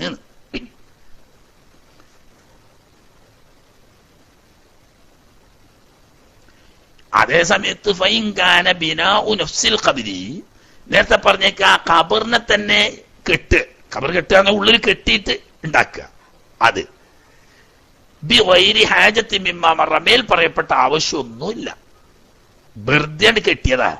വെറുതെ എന്നല്ല, നമ്മളെ നാട്ടിലൊക്കെ ഉണ്ടായിനി, അതൊക്കെ ഇപ്പൊ പോയതാ. എന്ന് പറഞ്ഞാൽ നാട്ടിലെ തറവാട്ടികൾ എന്ന് പറയപ്പെടുന്ന കുറച്ച് പ്രതാപികൾ ഉണ്ടായിരുന്നു. തറവാട്ട് കാരണവന്മാര്, ഉത്തരവാദികൾ എന്നൊക്കെ പറഞ്ഞിട്ടുള്ള നാട്ടിലെ പ്രമുഖർ. ആണെങ്കിൽ ഉണ്ടായാലും പള്ളിയിൽ കയറാത്ത നമുക്കായിരിക്കും, അതല്ലെങ്കിൽ ഇഷ്ടം പോലെ പലിശ ഇടപാട് ചെയ്തിരുന്ന ആളായിരിക്കും, അല്ലെങ്കിൽ നാട്ടിൽ അറിയപ്പെട്ട എല്ലാ ദുൽമിനും നേതൃത്വം കൊടുത്തിരുന്നവനായിരിക്കും. പക്ഷെ ഇവൻ അവിടുത്തെ തറവാടിയാ. അപ്പൊ ഓൻ മരിച്ചാല് ഓന്റെ ഖബറ് പള്ളിപ്പറമ്പിൽ ഒരു കെട്ടുകെട്ടുക. എന്തിനാ? ഓന്റെ ആ തറവാടിത്വത്തിന്റെ ബംഗീശം നിലനിർത്താൻ വേണ്ടിയിട്ട്. അങ്ങനെയാണെങ്കിൽ മേൽപ്പറഞ്ഞ ആവശ്യമൊന്നുമില്ല. ഇങ്ങനെ ഈ ബംഗീശം കാണിക്കാൻ വേണ്ടിയിട്ട് അത് പരക്കുണ്ടായിരുന്നു. നമ്മുടെ നാടുകളിലൊക്കെ പല ഖബറുകളും കെട്ടിയിരുന്നു. പേരിനെന്താക്കും, ആദ്യം കുറച്ചു ദിവസം കുയിക്കപ്പരയിൽ ഓത്ത് കഴിഞ്ഞാൽ ആ പെര പോവും. എന്നിട്ട് ഈ ഖബറ് കല്ലുകൊണ്ട് കെട്ടിയിട്ട് ചെറിയൊരു പെരയാക്കിയിട്ട് ഓടിട്ട് വെക്കുക. എന്ത് ബഹുമാനം ഓനുള്ളത്! ഓൻ നാട്ടിലെ ഏറ്റവും വലിയ വാലിമേനിക്കാരം, വലിയ കുബേരനാണ്. പാവപ്പെട്ടവരെ ഞെരുക്കി അവരുടെ വിയർപ്പ് കുടിച്ചാൽ വാലിമൊക്കെ കഴിക്കാറ്. പക്ഷെ ആള് തറവാടിയാണെന്നുള്ളതിന്റെ പേരിൽ കെട്ടിയതാണ്. ആ ജാതി കെട്ട് പൊളിച്ച് തല ചുറ്റി വലിച്ചെറിയണോ? ഇപ്പൊ അതൊക്കെ കുറഞ്ഞു. മുമ്പുണ്ടായിരുന്നു, ധാരാളം ഉണ്ടായിരുന്നു, നമ്മളൊക്കെ പള്ളി ഖബറുകൾ സ്ഥാനുകളിൽ ഉണ്ടായിരുന്നു. അങ്ങനെയാണെങ്കിൽ ഖബറിന്റെ ഉള്ളിൽ തന്നെ കെട്ടുന്നത് ഔ നഹ്വി ഖുബ്ബത്തിൻ അലൈഹി, അല്ലെങ്കിൽ ഖബറിൽ കുബ്ബ പോലത്തത് കെട്ടിടായിട്ടോ റൂമായിട്ടോ അല്ലെങ്കിൽ വെറും മേപ്പര മാത്രം 4 തൂണ് കെട്ടിയിട്ടോ ഒക്കെ ആണെങ്കിൽ, എവിടെയാണെങ്കിൽ ഫൈൻകാന ബിനാഉ നഫ്സിൽ ഖബരി ഔ നഹ്വി ഖുബ്ബത്തിൻ അലൈഹി ബിമുസബ്ബലത്തിൻ, കണ്ടോ? പൊതു ഖബർസ്ഥാനിലാണെങ്കിൽ, മുസബ്ബല എന്ന് പറഞ്ഞാൽ അത്രയും അർത്ഥമുള്ളൂ. പൊതു ഖബർസ്ഥാൻ, അത് വഖഫായാലും വേണ്ടിയില്ല, അല്ലെങ്കിലും വേണ്ടിയില്ല. വഹിയ, ഏതാണ് ഈ മുസബ്ബലത്തായ ഖബർസ്ഥാൻ എന്ന് പറഞ്ഞത്? മാ ഒന്നാണ്, അഹ്ലുൽ ബലദി, ആ നാട്ടുകാര് ആദത്താക്കി പതിവാക്കിയിരിക്കുന്നു അദ്ദഫന ഫിഹാ, ആ സ്ഥലത്ത് മറമാടൽ. നാട്ടുകാരെല്ലാം മറമാടുന്ന ഒരു മൈതാനിയുണ്ട്, ഇതിന് മുസബ്ബല എന്നറിയും. അതൊന്നും ഒരു ഇന്നോടത്തന്നെ ആചാര്യ അല്ലെങ്കിൽ ഇന്നോടത്തന്നെ ആന് അല്ലെങ്കിൽ നാട്ടുകാരിന്റെ മഹല്ല് കമ്മിറ്റി വിലക്ക് വാങ്ങി ഖബറടക്കാൻ വേണ്ടിയിട്ട് വഖഫാക്കിയതൊന്നും അല്ല. മറിച്ച് കാലത്താൽ എന്താണ് ആ നാട്ടുകാർ ഇങ്ങനെ മറമാടിപ്പോന്നൊരു മൈതാനിയ, അതാപ്പം മുസബ്ബല. ഉരിഫ അസ്ലുഹാ വ മുസ്ബിലുഹാ അംല, ഇതിങ്ങനെ സെബീലാക്കിയ ആളെ അറിയപ്പെടട്ടെ അറിയപ്പെടാതിരിക്കട്ടെ. അസിൽ ഇത് മവാത്ത് ഉടമ്പില്ലാത്ത ഭൂമിയായിരുന്നോ അതല്ല ആരെങ്കിലും വിട്ടുകൊടുത്താണോ ഒന്നും അറിയില്ല. എന്നാലും പൊതു ഖബർസ്ഥാനായി ഉപയോഗിക്കപ്പെടുന്നതൊക്കെ മുസബ്ബലത്ത. ഇങ്ങനെ മുസബ്ബലത്തായ ഖബർസ്ഥാനിലാണ് ഈ മേൽപ്പറയപ്പെട്ട ആവശ്യങ്ങളൊന്നും ഇല്ലാതെ ഖബറോ ഖബറിന്റെ മുകളിലോ കെട്ടുന്നതെങ്കിൽ, അതല്ലെങ്കിൽ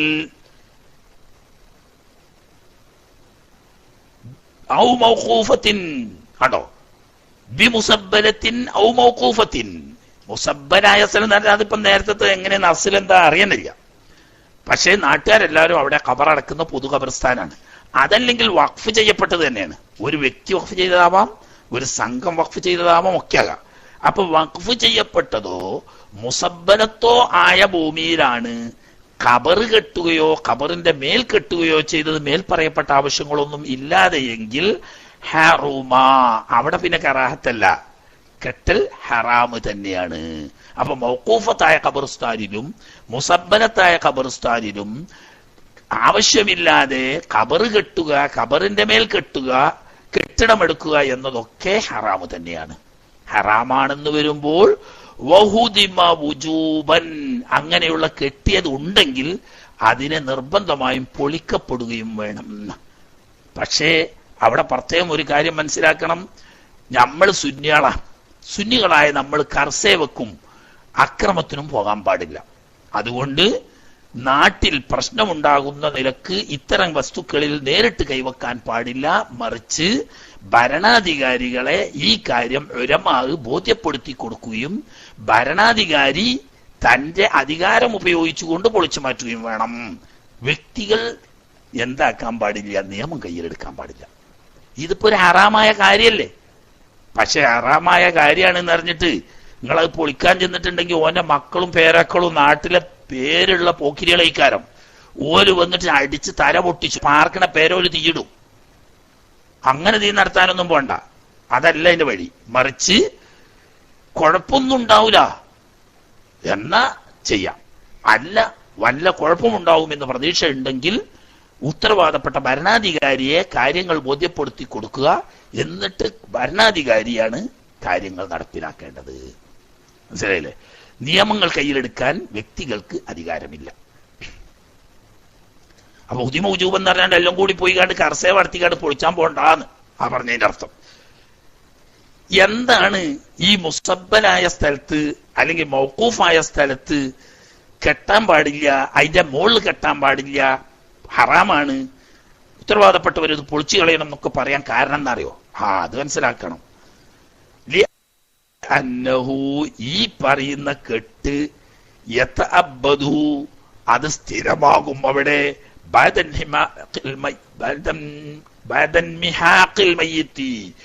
മയ്യിത്ത് ദ്രവിച്ചു പോയതിനു ശേഷം, മയ്യിത്ത് പറ്റേ ദ്രവിച്ച് ഇല്ലാതായി പോയതിനു ശേഷവും ആ ഖബർ അവിടെ സ്ഥിരമായി പോകും.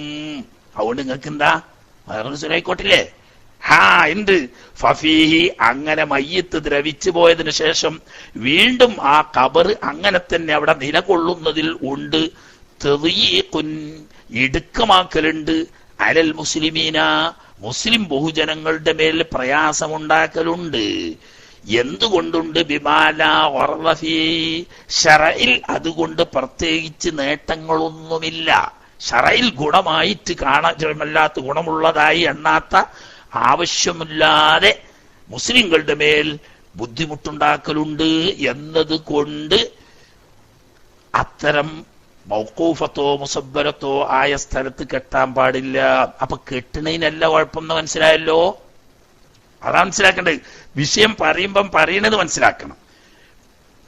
കെട്ടണതിനല്ല കുഴപ്പം, മറിച്ച് മൗഖൂഫായ ഭൂമി എന്ന് പറയുന്നത്, അതല്ലെങ്കിൽ മുസബ്ബലത്തായ ഭൂമി എന്ന് പറയുന്നത് മുസ്ലിം ഉമ്മത്തിന്റെ പൊതുസ്വത്താണ്. അത് എല്ലാവർക്കും തുല്യാവകാശമാണ്. അതിലാദ്യം മരിച്ചോരെ ആദ്യം വെക്കുന്നു, പിന്നീട് മരിച്ചോരെ പിന്നീട് വെക്കുന്നു. പക്ഷെ സ്ഥലം വലുതാവില്ല, ആളെണ്ണേറും. അങ്ങനെ കാലങ്ങളെ കൊണ്ടിട്ട് ഒരു നാട്ടിൽ ധാരാളം മുസ്ലിങ്ങൾ വർദ്ധിച്ചു വന്നു. ഖബർസ്ഥാൻ പുതുതായി വികസിക്കുന്നില്ല, അതിനുള്ള സൗകര്യവുമില്ല. അങ്ങനെ വരുമ്പോൾ എന്തു വേണം? പഴയ ഖബറിൽ മയ്യത്ത് ദ്രവിച്ചു പോയി എന്ന് ബോധ്യപ്പെട്ടാൽ ആ ഖബർ തുറന്ന് പുതിയ മയ്യത്ത് വെക്കണം. ഇങ്ങനെ കുബ്ബുണ്ടാക്കുക, കെട്ടിടെടുക്കുക, അല്ലെങ്കിൽ കല്ലുകൊണ്ട് കെട്ടിവന്തിക്കുക പോലത്തതൊക്കെ പിന്നീട് മറ്റുള്ള മുസ്ലിമീങ്ങളുടെ മയ്യത്ത് വെക്കുന്നതിന് തടസ്സമാണ്. മയ്യത്ത് ദ്രവിച്ചു പോയതിനു ശേഷം ആ കെട്ട് അവിടെ നിലക്കുമ്പോൾ മറ്റൊരാൾക്കത് പൊളിച്ച് മയ്യത്ത് വെക്കാൻ കഴിയൂല. അപ്പം മുസ്ലിങ്ങളുടെ പൊതു അവകാശത്തെ ദുരുപയോഗപ്പെടുത്തുക എന്ന കാരണമുള്ളത് കൊണ്ട് എന്താക്കാൻ പാടില്ല? കെട്ടാൻ പാടില്ല. അവിടെ നിന്ന് മനസ്സിലാക്കുക, മഹാന്മാരായ ഔലിയാക്കള്, ശുഹദാക്കള്, അതുപോലെ തന്നെ ബറക്കത്തിന് അഹ്ലുകാരായ ഉലമാക്കൾ പോലെയുള്ള ആളുകളുടെ ഖബറ് മുസബ്ബലോ മൗഖൂഫോ ആയ ഭൂമിയിലാണെങ്കിൽ പോലും അത് ദ്രവിച്ച് കഴിഞ്ഞ് എന്ന് ഉറപ്പാണെങ്കിൽ പോലും ആ ഖബർ തുറക്കാൻ പാടില്ല, ഹറാമാണ്. അല്ലാ, അതിപ്പോ കേൾക്കുകയാണല്ലോ ഉസ്താദേ. അതിന് പിന്നെ മുമ്പ് നിങ്ങൾ എന്താ കേൾക്കണ ഉസ്താദ്മാരോടല്ല പറയുന്നത് കേട്ടോ, കാക്കാമാരോടാണ് ഉസ്താദ്മാർ, അത് വീട് വിചാരിക്കരുത്. കിതാബ് നോക്കിയ ഉസ്താദന്മാർക്കൊക്കെ അതറിയാം. അവ പ്രത്യേകം പറഞ്ഞിട്ടുണ്ട്, ഔലിയാക്കള്, ശുഹദാക്കള്, ബറക്കത്തിന്റെ അഹ്ലുകാരായ ഉലമാക്കൾ പോലത്തവർ മരണപ്പെട്ടു കഴിഞ്ഞാൽ അവരെ മറമാടിയ ഖബറിടത്തിൽ അവർ ദ്രവിച്ചുപോയി ഇല്ലാതായെന്ന് ഉറപ്പായാൽ പോലും അത് പൊളിക്കാൻ പാടില്ല. കാരണം എന്തുകൊണ്ട്? അവരെ കൊണ്ട് സിയാറത്തിലൂടെയും മറ്റും മുസ്ലിം ഉമ്മത്തിന് ഒരുപാട് ബറക്കത്തുണ്ട്. ആ ബറക്കത്തെടുക്കൽ സ്ഥിരമാവാൻ വേണ്ടിയിട്ട് അത് പൊളിക്കാൻ പാടില്ല. മനസ്സിലായോ? ഇതിലാർക്കും തർക്കില്ല. എങ്കിൽ പിന്നെ കെട്ടണോണ്ടും കേടില്ല. ഇപ്പൊ ഇവിടെ പറഞ്ഞ ന്യായം കാരണം ബോധ്യപ്പെടാ, കെട്ടുന്നോണ്ടല്ല കുഴപ്പം. മുസ്ലിം ഉമ്മത്തിന്റെ പൊതു സ്വത്താവുന്ന മൗഖൂഫ് മുസബ്ബലത്തായ സ്ഥലങ്ങൾ, ആ സ്ഥലങ്ങൾ കെട്ടിവെച്ചാൽ മയ്യത്ത് ദ്രവിച്ചു പോയാൽ മറ്റുള്ളവർക്ക് അത് ഉപയോഗിക്കാൻ വയ്യാതെ തടയപ്പെടുന്നുണ്ട് എന്നാണല്ലോ കാരണം പറഞ്ഞത്. പക്ഷെ അത് ഖബർ പൊളിച്ച് ഉപയോഗിക്കാൻ പറ്റുന്നവരേനെ ആ നിയമം ബാധകമുള്ളൂ. അതാണ് സാധാരണക്കാരുടെ ഖബറാട കെട്ടാൻ പാടില്ല എന്ന് പറഞ്ഞത്. അതേസമയത്ത് ഔലിയാക്കന്മാര്, ശ്രോതാക്കള്, മുബാറക്കിങ്ങളായ ബറക്കത്തിന് അഹ്ലുകാരായിരിക്കുന്ന ഉലമാക്കൾ പോലത്തവർ മറമാടപ്പെട്ട് കഴിഞ്ഞാൽ അവരെ സിയാറത്തിനെ ഹയാത്താക്കുകയും അത് മുഖേന മുസ്ലിം ഉമ്മത്തിന് ബറക്കത്ത് നിലനിൽക്കുകയും ചെയ്യുന്നു. അങ്ങനെ തബറുക്കിന് വേണ്ടിയിട്ട് ഉപയോഗപ്പെടുത്തുന്നതായതിനാൽ മയ്യത്ത് ദ്രവിച്ചു പോയി ഒന്ന് ഉറപ്പായാലും ഇങ്ങനെയുള്ള മയ്യത്ത് ഖബർ തുറക്കാൻ പാടില്ല എന്ന്. എങ്കിൽ അത് കിട്ടുന്നതിനും കുഴപ്പമില്ല. എന്ന് മാത്രമല്ല, മഹാന്മാരായ ബറക്കത്തിന്റെ അഹ്ലുകാരായ ഉലമാക്കള്, സാദാത്യങ്ങള്, അതുപോലെയുള്ള ഔലിയാക്കള് പോലെയുള്ളവരുടെ ഖബറ് ഇമാറത്തിന് വേണ്ടിയിട്ട് വസിയത്ത് ചെയ്താൽ ആ വസിയത്ത് നിലനിൽക്കുമെന്നും അത് സഹീഹാണ് എന്നും മഹാനായ ഇമാം നവവി റഹ്മത്തുള്ളാഹി അലൈഹി തങ്ങൾ തന്റെ റൗളയിൽ തന്നെ വളരെ വ്യക്തമായി പറഞ്ഞിട്ടുണ്ട്. അപ്പൊ ഈ ഖബറിനെ ഇമാറത്ത് ചെയ്യാൻ വേണ്ടിയിട്ട് മുസബ്ബലായ സ്ഥലത്താണെങ്കിലും മൗഖൂഫത്തായ സ്ഥലത്താണെങ്കിലും പോലും ഔലിയാക്കള്, ശുഹദാക്കള്, ഉലമാക്കൾ പോലെയുള്ള ബറക്കത്തിന്റെ അഹ്ലുകാരായ ആളുകളുടെ ഖബറിനെ ഇമാറത്ത് ചെയ്യാൻ വേണ്ടിയിട്ട് വസിയത്ത് ചെയ്യൽ ഹലാലാണെന്ന് പറഞ്ഞാൽ ഹറാമായ കാര്യത്തിൽ വസിയത്ത് ചെയ്യാൻ പാടില്ലല്ലോ. അപ്പൊ ഇത് ഹറാം അല്ല, അനുവദനീയമാണ് എന്നാണല്ലോ. അതുകൊണ്ട് ഇങ്ങനെ മൗഖൂഫോ മുസബ്ബലോ ആയ സ്ഥലങ്ങളിലും ബറക്കത്തിന് വേണ്ടിയിട്ട് സ്ഥിരമായി നിൽക്കേണ്ട ഇത്തരം ഖബറുകൾ കെട്ടുന്നതിനോ ഖബറിന്റെ മേൽ കുബ്ബ എടുക്കുന്നതിനോ കെട്ടിടം നടക്കുന്നതിനോ യാതൊരു തെറ്റുമില്ല എന്നതാണ് ഷാഫി മദ്ഹബിൽ മുഅ്തമദ്. മനസ്സിലായോ? പണ്ട് ഞങ്ങള് അതിനെപ്പറ്റി ഇപ്പൊ പറയുന്നില്ല. പണ്ട് ഞങ്ങള് ഒരു വാദപ്രതിവാദം നടന്നതിന് നല്ലൊരു മൂല്യാര്, ആളെ പേര് ഞാൻ പറയില്ല, നല്ലൊരു മൂല്യാര്, നമ്മളെ നല്ല 1-ാം നമ്പർ സുന്നിയായി നാട്ടില് 10-35 കുട്ടികൾക്ക് ദർസ് നടത്തിയിരുന്ന നല്ലൊരു മൂല്യാര് ഇവിടുന്ന് തൽക്കാലം അത് വിട്ട് ഗൾഫിൽ വന്ന് ജിദ്ദയിൽ വന്ന്, അങ്ങനെ ആ സാധു നല്ലൊരു മനുഷ്യനാണ്, നല്ല സ്വഭാവിയാണ്, അത്യാവശ്യമൊക്കെ കിതാബ് തിരിയും ചെയ്യും. അങ്ങനെ ജിദ്ദയിൽ തന്നെ സംഗതി. അങ്ങനെ ഇയാള് ഒരു സംശയം, ഖബർ ഇങ്ങനെ മുസബ്ബലും മൗഖൂഫും ഒക്കെ ആയ സ്ഥലത്ത് മഹാന്മാരുടെ ഖബർ ഷാഫി മദ്ഹബ് അനുസരിച്ച് കെട്ടാൻ പാടില്ല എന്നാണല്ലോ. അങ്ങനെ ഇയാൾ ഇങ്ങനെ കുറച്ചാളുകളോടൊക്കെ ഇങ്ങനെ സംസാരിച്ചു. കുറച്ചാളുകളോടൊക്കെ ഇങ്ങനെ മൂല്യന്മാരോട് തന്നെ ഓൽക്കതിന് തൃപ്തികരമായ ഒരു മറുപടി പറയാൻ കഴിഞ്ഞില്ല. അപ്പൊ ഇയാൾക്ക് തോന്നി അത് തന്നെ ശരിയെന്ന്. അങ്ങനെ ഇയാൾ എന്താക്കാൻ തുടങ്ങി, നോട്ടീസും ലഘുലേഖയുമായിട്ട് മുസബ്ബലത്തോ മൗഖൂഫോ ആയ ഭൂമിയിൽ ഔലിയാക്കൾ, അമ്പിയാക്കൾ, മഹത്തുക്കൾ പോലെയുള്ളവരുടെ ഖബർ കെട്ടലും കുബ്ബ എടുക്കലും ഒക്കെ ഹറാമാണ്, അഥവാ ഉണ്ടെങ്കിൽ പൊളിക്കേണ്ടതാണ് എന്ന് ലഘുലേഖ നോട്ടീസ് ഇറക്കാൻ തുടങ്ങി. നല്ലൊരു മുസ്ലിയാര് പറഞ്ഞാൽ നല്ല നമ്മളെ AP വിഭാഗക്കാരനായി പ്രവർത്തിച്ചിരുന്ന ആളാണ്. അങ്ങനെ നമ്മുടെ അത്യാവശ്യപ്പെട്ട ഒരുവിധം ആളുകളൊക്കെ ആയിട്ട് ബന്ധപ്പെട്ട അവരൊന്നും അതിനത്ര കാര്യമായിട്ട്. അപ്പൊ ഞാൻ വ്യക്തിപരമായിട്ടാണ്, ഞാൻ സമയം ഫുദൂൽ പറഞ്ഞ നേരം വിട്ടില്ല, അത്യാവശ്യം അടുത്ത് മുമ്പ് പരിചയം ഉണ്ടായിരുന്നു. ഞാൻ നാട്ടിലുള്ള സമയത്താണ് ഈ സംഭവം. 6 മാസം നാട്ടിൽ നിൽക്കുമല്ലോ അന്നൊക്കെയാണ്. 6 മാസം നാട്ടിൽ നിന്നിട്ടാ പോവുക. അങ്ങനെ ഞാൻ എന്റെ 6 മാസത്തെ ലീവ് കഴിഞ്ഞ് തിരിച്ചു ചെന്നപ്പം സുഹൃത്തുക്കൾ പറഞ്ഞു, നമ്മളെ ഇന്നാലിന്ന ഫുലാൻ അറിയപ്പെട്ട ആളാ. ഇന്ന ഫുലാൻ മാറിയിരിക്കുന്നു പറഞ്ഞു. എന്തേ പറ്റി ചോദിച്ചു. അപ്പൊ അയാൾ വഹാബി ആയിരിക്കണ്. എന്തേ അയാൾ എങ്ങനെ വഹാബിയായത്? അയാൾ നല്ല നമ്മളെ സജീവ പ്രവർത്തകനായിരുന്നല്ലോ. അപ്പൊ പറഞ്ഞ അയാൾക്ക് ഇങ്ങനെ ചെറിയ ഖബർ മുസബ്ബലത്തും മൗഖൂഫുമായ ഭൂമിയിൽ ഖബർ കെട്ടുന്നതിനെ പറ്റിയിട്ടൊരു അഭിപ്രായ വ്യത്യാസം വന്നു. അങ്ങനെ അദ്ദേഹം പലരോടും ചോദിച്ചു. തൃപ്തികരമായ ഒരു മറുപടി ആരിൽ നിന്നിട്ടും കിട്ടാതെ വന്നപ്പോൾ അയാള് ഈ വഹാബികളുടെ പ്രസംഗം കേട്ട് മറ്റേ ഹുസൈൻ ചലഫി പറഞ്ഞിട്ടൊരു ചലഫി ഉണ്ടായിരുന്നല്ലോ, ആ ചലഫിന്റെ ഫുലാൻ പിന്നെ ഞാൻ പേര് പറയാൻ പാടില്ല, അയാൾ ഇപ്പോഴും സുന്നിയാണ്, അതുകൊണ്ട് പറയുന്നില്ല. അങ്ങനെ ഈ ചലഫിന്റെ പ്രസംഗമൊക്കെ കേട്ടുകാണ്ട് അതാണ് ശരി എന്ന് മനസ്സിലാക്കി ഇയാൾ ലഘുലേഖയും നോട്ടീസും ഒക്കെ പ്രസിദ്ധീകരിക്കുന്നുണ്ട് പറഞ്ഞു. ആ വിവരം കിട്ടിയപ്പോ ഞാൻ ചെന്ന ഉടനെയാണല്ലോ ഞാൻ പറഞ്ഞു, എന്നാ അങ്ങനെയാണെങ്കിൽ ആ ഒന്ന് കാണണല്ലോ പറഞ്ഞു. ഇയാളെ വിളിച്ചു പറഞ്ഞു. ഞാൻ പറഞ്ഞു ഇന്ന ആളാണ് സുലൈമാൻ വൈസിയ വിളിക്കണ്, ഒന്ന് കാണാൻ പറ്റുമോ? ഉസ്താദ് എന്താ കാണണേന്, നമ്മൾ പണ്ടെന്റെ ലോകക്കാരല്ലേ, എന്താ കാണണേന്, എന്നാ നിങ്ങളൊന്ന് വരിട്ടോ പറഞ്ഞു. അങ്ങനെ ഇയാൾ വന്ന് സംസാരിച്ച് പറഞ്ഞ് കുട്ടി അങ്ങനെ പറയാൻ പാടില്ല, നല്ല മൂല്യാരാട്ടോ, കുട്ടി അങ്ങനെ പറയാൻ പാടില്ല. നമ്മളൊരു കാര്യം മനസ്സിലാക്കണം, രണ്ട് സമസ്തന്റെ കേരളത്തിൽ നമ്മളെ ഉസ്താദന്മാരായിട്ട് AK സമസ്തി AP സമസ്തി അങ്ങനെ 80 ഉലമാക്കള് എന്തിനും പറ്റുന്നവരുണ്ട്. അതും അല്ലാതെ നമ്മളെക്കൊക്കെ കിതാബോധി തന്ന ഉസ്താദന്മാരും ജീവിച്ചിരിക്കുന്നുണ്ട്. ഒരു കാര്യം നമുക്ക് സംശയം വന്നാൽ ഓരോടൊക്കെ ഒന്ന് ചോദിച്ചുറപ്പ് വരുത്തിയിട്ട് ഫത്വ കൊടുത്താൽ മതി, മറ്റേ ശരിയല്ല. അല്ല എനിക്കിപ്പോഴും തർക്കാറൊന്നുമില്ല, നിങ്ങൾ ബോധ്യപ്പെടുത്തി തരികയാണെങ്കിൽ ഞാൻ സ്വീകരിക്കും പറഞ്ഞു. അങ്ങനെയാണെങ്കിൽ നമ്മൾ നോക്കാറുണ്ട്. അങ്ങനെ ഞങ്ങൾ ഓഫീസിലിരുന്നിട്ടാണ് സംസാരിക്കുന്നത്. ഓഫീസിൽ ഇങ്ങനെ ഇരുന്ന് സംസാരിക്കുമ്പോ നമ്മൾ പറഞ്ഞ് എന്നാലേ നമ്മൾക്ക് ഈ വിഷയത്തിൽ സംസാരിക്കാം, അപ്പൊ ഞമ്മള് മതിയല്ലോ, ഇതിപ്പോ കാക്കമാരെ കേൾപ്പിക്കേണ്ട ആവശ്യമില്ലല്ലോ, ഞമ്മള് മതിയല്ലോ. നമ്മൾ ഇവിടെ നിന്ന് വാതിലടച്ചിരുന്ന ഇയാൾ പറഞ്ഞു ദീനിന്റെ കാര്യം എന്തിനാ വാതിലടച്ചിരിക്കണ്, പരസ്യമായിട്ട് ആയിക്കോട്ടെ എന്ന്. അങ്ങനെയാണെങ്കിൽ അങ്ങനെ ആയിക്കോട്ടെ. അപ്പൊ ഇയാൾ കരുതിയ എന്താ, ഇയാൾ 3-4 മൂല്യന്മാരുമായിട്ട് നേരത്തെ മുട്ടിയാണ്, ഓരൊക്കെ നിസ്സഹായരായി ഇയാളടുത്തുനിന്ന് മാറി ഒഴിഞ്ഞു പോയതാ. അങ്ങനെ ഓഡിറ്റോറിയത്തിക്കാട് വെച്ച്, അപ്പൊ ഓഡിറ്റോറിയം നിറച്ചാളാ. പിന്നെ പിന്നെ കയറിയത് അപ്പൾക്കപ്പളാണ്, സ്പോട്ടിലെ പരിപാടി വാദപ്രതിവാദത്തിന്. അപ്പൊ 1 മണിക്കൂർ വിഷയാവതരണം വേണമെന്നാണ്. എന്തിനാ 1 മണിക്കൂർ വിഷയാവതരണം? ഷാഫി മദ്ഹബിലെ മുഴത്തമത് അനുസരിച്ച് മുസബ്ബലും മഖ്ഫൂഫുമായ ഭൂമിയിൽ ഖബർ, മഹാന്മാരുടെ ഖബർ കെട്ടാൻ പറ്റുമോ? ഈ ഒറ്റ വിഷയമുള്ളൂ, അതിനെന്തിനാ 1 മണിക്കൂർ? എല്ലാം 1.5 മണിക്കൂർ ആണെന്ന് പറഞ്ഞാൽ 1 മണിക്കൂർ വേണമെന്ന് പറഞ്ഞാൽ 3/4 മണിക്കൂർ. അവസാനം വാശി പിടിച്ച് ഇയാൾ 3/4 മണിക്കൂർ വേണമെന്ന്. ആയിക്കോട്ടെ എന്നാ 3/4 മണിക്കൂർ. 3/4 മണിക്കൂർ വിഷയാവതരണം, പിന്നെ നമ്മളെ 3/4 മണിക്കൂർ വിഷയാവതരണം, പിന്നെ വാദപ്രതിവാദം.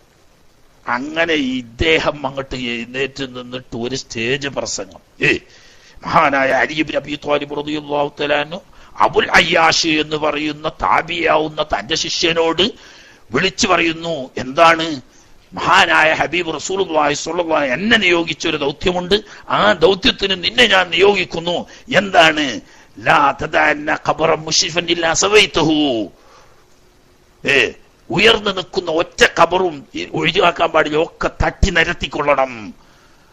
അതുപോലെ തന്നെ എല്ലാ തിംസാലൻ മറ്റേ പ്രതിഷ്ഠകളും മറ്റുമൊക്കെ ഉണ്ടെങ്കിൽ അതൊക്കെ തച്ചു പൊളിക്കണം. അങ്ങനെ വിട്ട് ഒരു നല്ല 3/4 മണിക്കൂർ ഒരു പ്രസംഗം, വിഷയത്തിലേക്കൊന്നും വന്നിട്ടില്ല, മനസ്സിലായില്ലേ? അതിന്റെ ശേഷം നമ്മളെ സാഹിത്യം ഇനി കൊട്ടുക്കര സാഹിത്യാണ് വിഷയാവതരണം. മൂപ്പര് പണ്ട് പറഞ്ഞേക്കന്നെ 1/4 മണിക്കൂർ സമയം കൊണ്ട് നമ്മളെ വിഷയം പറഞ്ഞു തീർത്ത്. 1/4 മണിക്കൂർ അത് മതി, അത്രേ ഉള്ളൂ. ഇനി പിന്നെ 1/2 മണിക്കൂറൂടെ ബാക്കിയുണ്ടല്ലോ. ആ 1/2 മണിക്കൂർ സമയം നല്ലൊരു പ്രസംഗം, അതായത് ഈ ജനങ്ങൾക്ക് മനസ്സിലാകുന്ന നിലക്കുള്ള ഒരു പ്രസംഗം ഞാനും ചെയ്തു. അതിന്റെ ശേഷം വാദപ്രതിവാദത്തിനാണ് തുടങ്ങി. വാദപ്രതിവാദം തുടങ്ങി അള്ളാഹുവിന്റെ ഫضല് കൊണ്ട് ഇതിനില്ല 1 മണിക്കൂർ സമയം കൊണ്ട് ഒരു കാമാന്ന് പറയാൻ കഴിയാതെ 100% അദ്ദേഹം പരാജയപ്പെട്ടു. അയാൾ തുറന്നു പറഞ്ഞു, ഈ വിഷയത്തിൽ ഞാൻ 100% പരാജയപ്പെട്ടു. നിങ്ങൾ പറഞ്ഞ കാര്യം നിങ്ങൾ ബോധ്യപ്പെടുത്തി, പക്ഷേ ഇതൊരു ദീനിയായ വിഷയമാണ്. ഈ വിഷയത്തിൽ കൂടുതൽ പഠനം നടത്തി ഒന്നുകൂടി ഈ വിഷയത്തെ പറ്റി വിചിന്തനം നടത്തി 2ാമതൊരു സിറ്റിംഗ് കൂടി അനുവദിച്ചു തരണം എന്നാണ്. ആയിക്കോട്ടെ, എന്നാ അങ്ങനെ ആയിക്കോട്ടെ, സംശയം തീരല്ലേ വേണ്ടത്. അങ്ങനെ 3 ആഴ്ചത്തെ അവധി കൊടുത്തു. 3 ആഴ്ച അല്ല, പിന്നെ 3 മാസം കണ്ടു. ഒന്നും അൽഹംദുലില്ലാ അയാൾ സതുദ്ദേശമുള്ള ആളായിരുന്നു. 3 മാസത്തിന് ശേഷം 2ാമതിരുന്നു. അന്ന് പിന്നെ വിഷയാവതരണമൊന്നുമില്ല. അതാ ഞാൻ ഇപ്പൊ പറഞ്ഞു എന്ന് ഇത് പറയാൻ വേണ്ടിയിട്ട്. അങ്ങനെ നമ്മൾ മെയിനായിട്ട് എടുത്തത് ബഹുമാനപ്പെട്ട ഇബ്നു ഹജറുൽ ഹൈതമി, അത് മുതാലിമീങ്ങൾക്ക് മനസ്സിലാക്കാൻ തന്നു. ഇബ്നു ഹജറുൽ ഹൈതമി റളിയല്ലാഹു തആല അൻഹു തങ്ങളും ബഹുമാനപ്പെട്ട ഇമാം റംലി റഹ്മത്തുള്ളാഹി അലൈഹി തങ്ങളും ഒരു വിഷയത്തിൽ ഖിലാഫ് വന്നാൽ, ഹലോ മനസ്സിലാക്കുക, ഒരു വിഷയത്തിൽ ഖിലാഫ് വന്നാൽ അതിൽ ഏതിനാണ് മുൻഗണന കൊടുക്കേണ്ടത് എന്ന വിഷയത്തിൽ ഉലമാഇന്റെ തീരുമാനം മുതഅഖിരീങ്ങളായ ഹവാശികൾ, മുഹശ്ശികൾ ഏതിനെയാണോ ഇഅ്തിമാദ് ചെയ്ത് തർജീഹ് ചെയ്യുന്നത് അതാണ് മുൻഗണന എന്ന. അപ്പൊ ഈ വിഷയത്തിൽ ഇബ്നു ഹജറുൽ ഹൈതമി തങ്ങളും ഇമാം റംലി തങ്ങളും ഖിലാഫുള്ള മസല ശാഫി മദ്ഹബിൽ. ഇത് മുസബ്ബലത്തും മൗഖൂഫത്തുമായ സ്ഥലത്ത് മഹാന്മാരുടെ ഇത് തന്നെ കെട്ടാൻ പറ്റുമോ പറ്റൂലേന്ന്. അപ്പോ ഇമാം റംലി റഹ്മത്തുള്ളാഹി അലൈഹി തങ്ങൾ പറയുന്നത് പറ്റുന്ന, അതിന് ന്യായം പറഞ്ഞത് എന്താണ്? ബറക്കത്തിന്റെ അഹ്ലുകാരായ ആളുകൾ മയ്യത്ത് ദ്രവിച്ചു പോയാലും ആ ഖബർ തുറക്കാനോ മറ്റൊരു മയ്യത്ത് മറമാടാനോ പാടില്ലെന്ന് ഉലമാവ് പറഞ്ഞിട്ടുണ്ട്. അപ്പം തബീദ് വരും എന്നാണല്ലോ കെട്ടാൻ പാടില്ല എന്നതിന്റെ ഇല്ലത്ത് പറഞ്ഞത്, ശാശ്വതമാവുന്നു. ഈ തബീദ് വരിക എന്ന് പറയുന്ന ഇല്ലത്ത് ഇവിടെ ഇല്ല. ഇവിടെ കെട്ടിയിട്ടില്ലെങ്കിൽ പോലും തബീദ് ഉണ്ട്. അത് പൊളിക്കാനോ മറ്റൊരു മയ്യത്ത് വെക്കാനോ പാടില്ല എന്ന് പറഞ്ഞാൽ അബദ് വന്നല്ലോ. അപ്പൊ കെട്ടുന്നോണ്ട് കുഴപ്പമില്ല. പിന്നെ അതിന് ന്യായമായി മഹാനായ ഇമാം റംലി റഹ്മത്തുള്ളാഹി അലൈഹി തങ്ങൾ പറഞ്ഞത്, ബഹുമാനപ്പെട്ട ഇമാം നവവി റഹ്മത്തുള്ളാഹി അലൈഹി തങ്ങൾ തന്റെ റൗളയില് വസിയത്തിന്റെ ബാബിൽ പറഞ്ഞത്, മഹാന്മാരുടെ ഖബർ ഇമാറത്തിന് വേണ്ടിയിട്ട് വസിയത്ത് ചെയ്താൽ ആ വസിയത്ത് സഹീഹാണ് എന്ന്. ഹറാമായ ഒരു കാര്യത്തിന് വസിയത്ത് ചെയ്താൽ അത് സഹീഹല്ല. അപ്പൊ അതുകൊണ്ട് മുസബ്ബലോ മൗഖൂഫോ ആയ ആ സ്ഥലത്താണെങ്കിൽ പോലും മഹാന്മാരുടെ ഖബർ ഇമാറത്ത് ചെയ്യൽ വസിയത്ത് സഹിയാണെങ്കിൽ ഇമാറത്ത് ചെയ്യാം, കെട്ടാൻ കെട്ടിയാൽ നിലനിർത്താം. പൊളിക്കാൻ പറഞ്ഞ ഇല്ലത്ത് അവിടെ ഇല്ലതാനും. പക്ഷേ രണ്ടാമത്തെ സിറ്റിംഗിൽ വന്നപ്പോ ഇദ്ദേഹം, അയാൾ നല്ല ബുദ്ധിമാനാണ്, അദ്ദേഹം ആദ്യം തന്നെ എടുത്തിട്ടത് എന്താണെന്നറിയോ? റൗളയിലെ ബാബുൽ ജനായിസിൽ പറഞ്ഞ ഇത് മറ്റേ ഇബ്നു ഹജറുൽ ഹൈതമി പറഞ്ഞതുപോലെ തന്നെ പൊളിക്കണം എന്ന, മുസബ്ബലയിലുള്ളതാണെങ്കിൽ പൊളിക്കണം. മനസ്സിലെ വേർക്കാൻ എവിടെയും പോണോ? ഇയാൾ നേരെ ഇബാറത്ത് ഏത് വായിച്ചു? നേരെ നിഹാന്റെ ഇബാറത്തിൽ വായിച്ചു, ജനായിസിലുള്ള.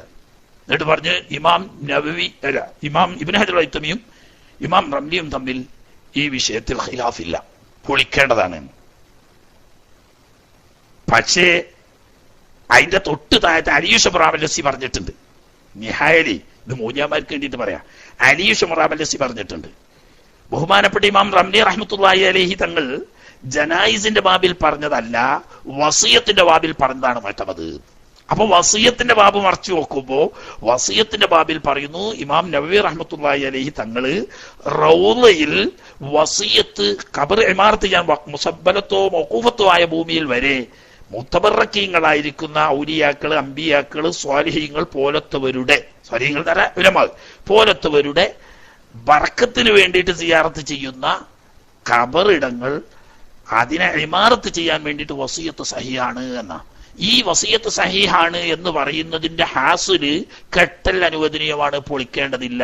അതിന്റെ കാരണം തബീദ് എന്ന് പറയുന്ന ഇല്ലത്ത് കെട്ടിയാലും ഇല്ലെങ്കിലും ഇവർക്ക് അബദിയത്ത് വരാം, അവിടെ പൊളിക്കാനോ വേറെ മയ്യത്ത് വെക്കാനോ പാടില്ല എന്നതാണ്. അപ്പൊ വസിയത്തിന്റെ ബാബിൽ പറഞ്ഞതാണ് മുഅ്തമദ് എന്ന് ഹാഷിക്കാര് പറഞ്ഞപ്പം റംലി ഇമാമിന്റെ ഖൗല് നസ്സായി വന്നു. അതിന്റെ പുറമെ ഇമാം നവവി റഹ്മത്തുള്ളാഹി അലൈഹി റൗളയിൽ പറഞ്ഞതും അതാണ് മുഅ്തമദ്. അവസാനം ചുരുക്കി പറയല്ല വേണ്ടി അദ്ദേഹം വിഷയം ബോധ്യപ്പെട്ടു, പരസ്യമായി മാപ്പ് പറഞ്ഞു.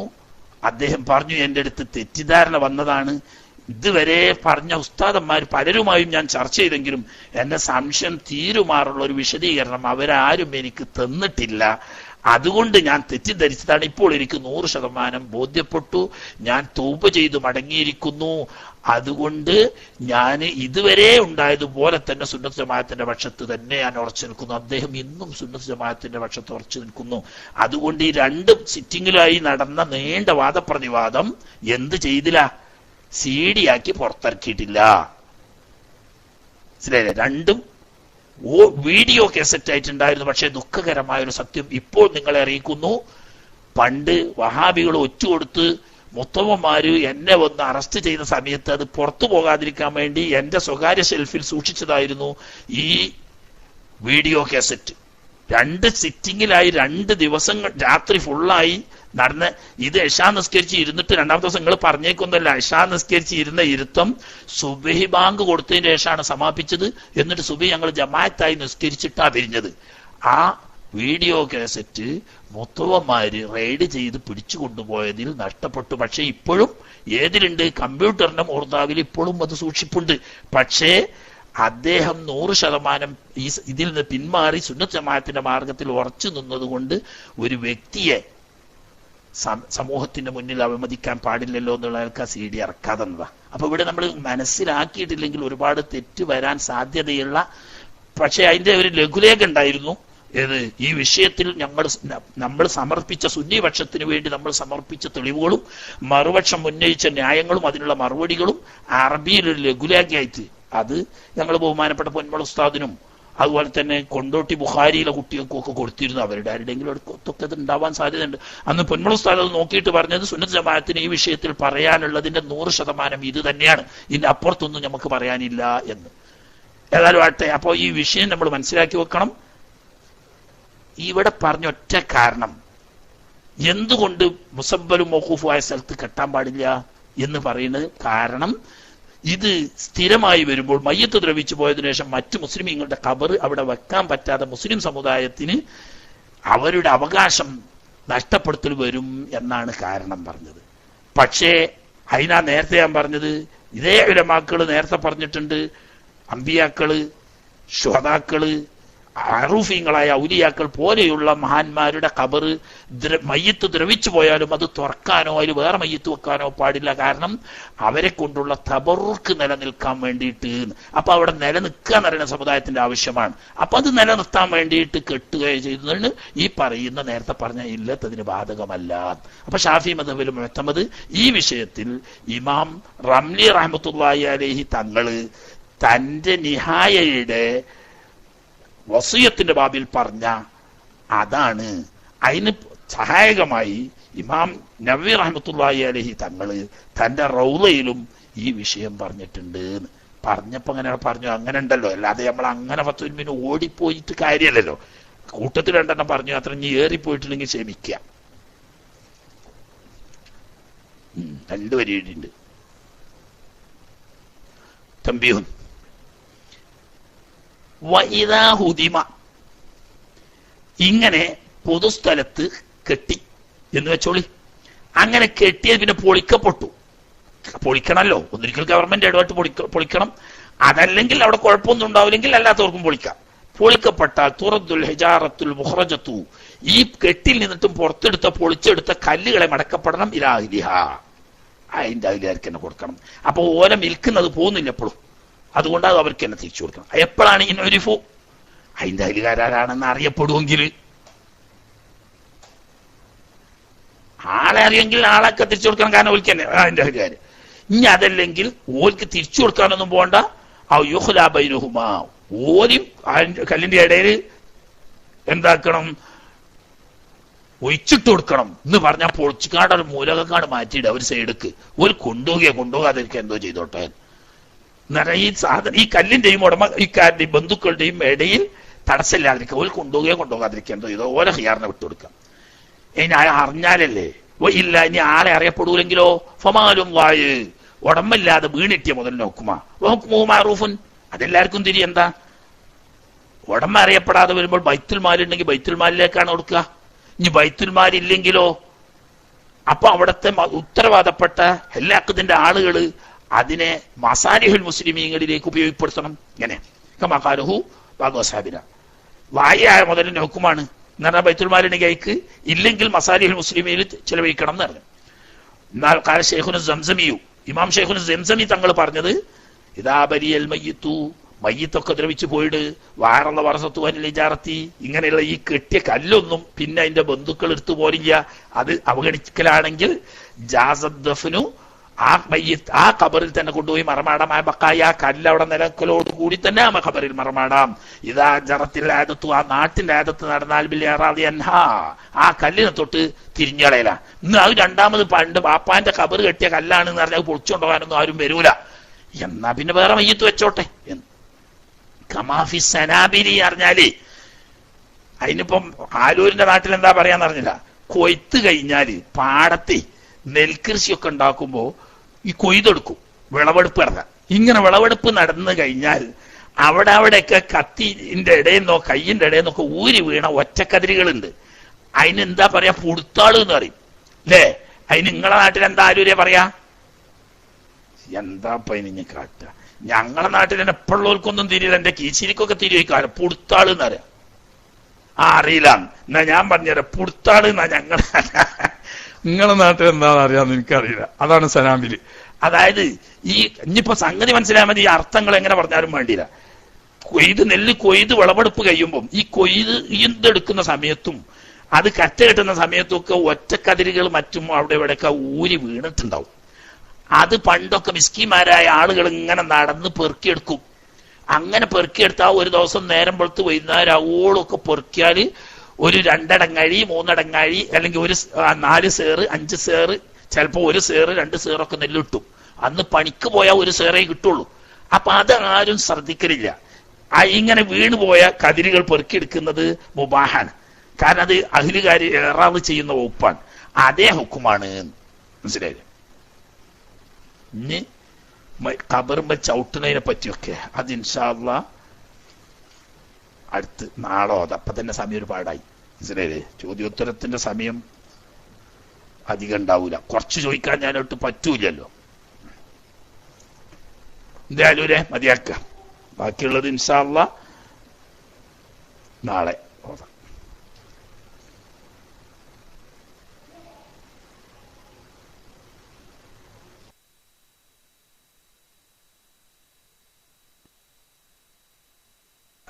അസ്സലാമു അലൈക്കും വറഹ്മത്തുള്ളാഹി വബറകാതുഹു. ജസാക്കുമുല്ലാഹ് ഉസ്താദ്. നല്ലൊരു പഠനാർഹമായ ക്ലാസ് ആയിരുന്നു. പലതും പഠിക്കാൻ തുടങ്ങി. ഉസ്താദെ, ഈ ഒരു സംഭവം ഉസ്താദ് വിശദീകരിച്ച് നന്നായിരുന്നു. കുറേ കൊല്ലം മുമ്പ് ഞങ്ങളിങ്ങനെ ഓൺലൈനിൽ ഇങ്ങനെ ചർച്ച ചെയ്യുമ്പോൾ ഒരു വഹാബി വന്നിട്ട് ഫത്വൽ മീൻ്റെ ഈ ഇബാറത്ത് വായിച്ചു. വഹുദിമ ഉജൂബൻ എന്ന് ഫത്വൽ മീനിൽ പറഞ്ഞിട്ടില്ലേ എന്ന്. ഇത് പറയാൻ കാരണം, അന്ന് പണ്ട് തലശ്ശേരിയിൽ നമ്മുടെ സുന്നികളുടെ ഖബർ വെച്ച് പൊളിച്ചല്ലോ, സീമറിൽ പൊളിച്ചത്. അതിനെ സംബന്ധിച്ച് നിങ്ങൾ അങ്ങനെ ഖബർ പൊളിയ ആളുകൾ എന്ന് പേര് വിട്ടപ്പോൾ പറഞ്ഞു അങ്ങനെ പൊളിക്കണം എന്ന് ഫത്വൽ മീനിൽ പറഞ്ഞിട്ടില്ലേ എന്നാണ് എന്നോട് തിരിച്ചു ചോദിച്ചത്. ഇതൊരു ആശയ സംവാദത്തിന്റെ സമയത്ത് പറയേണ്ട ചോദ്യമാണ്. എങ്കിൽ ഉസ്താദ് ഇത്രയും പറഞ്ഞതൊക്കെ ചോദിക്കുകയാണ്. അപ്പോൾ ഉസ്താദ് പറഞ്ഞ് അത് ഔലിയാക്കന്മാരുടെയും മറ്റും ശ്രോതാക്കന്മാരാണെങ്കിൽ അത് പൊളിക്കേണ്ടത് ഇല്ല എന്ന് പറഞ്ഞു ഉസ്താദ്. അത് ഉസ്താദ് നാളെയാ മറ്റും ഇന്ന് ഉസ്താദിന് സമയം ഉണ്ടാവില്ല. അത് പറഞ്ഞു തന്നാൽ കിതാബിൽ ഇത് എവിടെയാണ് പറഞ്ഞു തന്നാൽ ഞങ്ങൾക്ക് സൂക്ഷിക്കാൻ വേണ്ടിയാണ് ഉസ്താദ്. ആ ഇബാറത്തിലൊക്കെ പറഞ്ഞാൽ ഉപകാരമായിരിക്കും. ഞാൻ അവിടുത്തെ പറഞ്ഞ ഔലിയാക്കന്മാരെ ഖബർ അതിൽ നിന്ന് ഒഴിവാക്കണം എന്ന് പറഞ്ഞപ്പോൾ അദ്ദേഹം പറഞ്ഞറിയോ, ഔലിയ എന്ന് എങ്ങനെയാ മനസ്സിലാകാം? ഒരാൾ ഔലിയ എന്ന് മനസ്സിലാകാൻ അള്ളാഹ്ക്കല്ലേ മനസ്സിലാവുള്ളൂ എന്നാണ് അദ്ദേഹം തിരിച്ചു ചോദിച്ചത്. ഉസ്താദ് ഇൻഷാ അല്ലാഹ് നാളെയോ മറ്റന്നാൾ എപ്പോഴും സൗകര്യം പറഞ്ഞാൽ ഉപകാരമായിരിക്കും. നിർത്തുന്നു. അസ്സലാമു അലൈക്കും.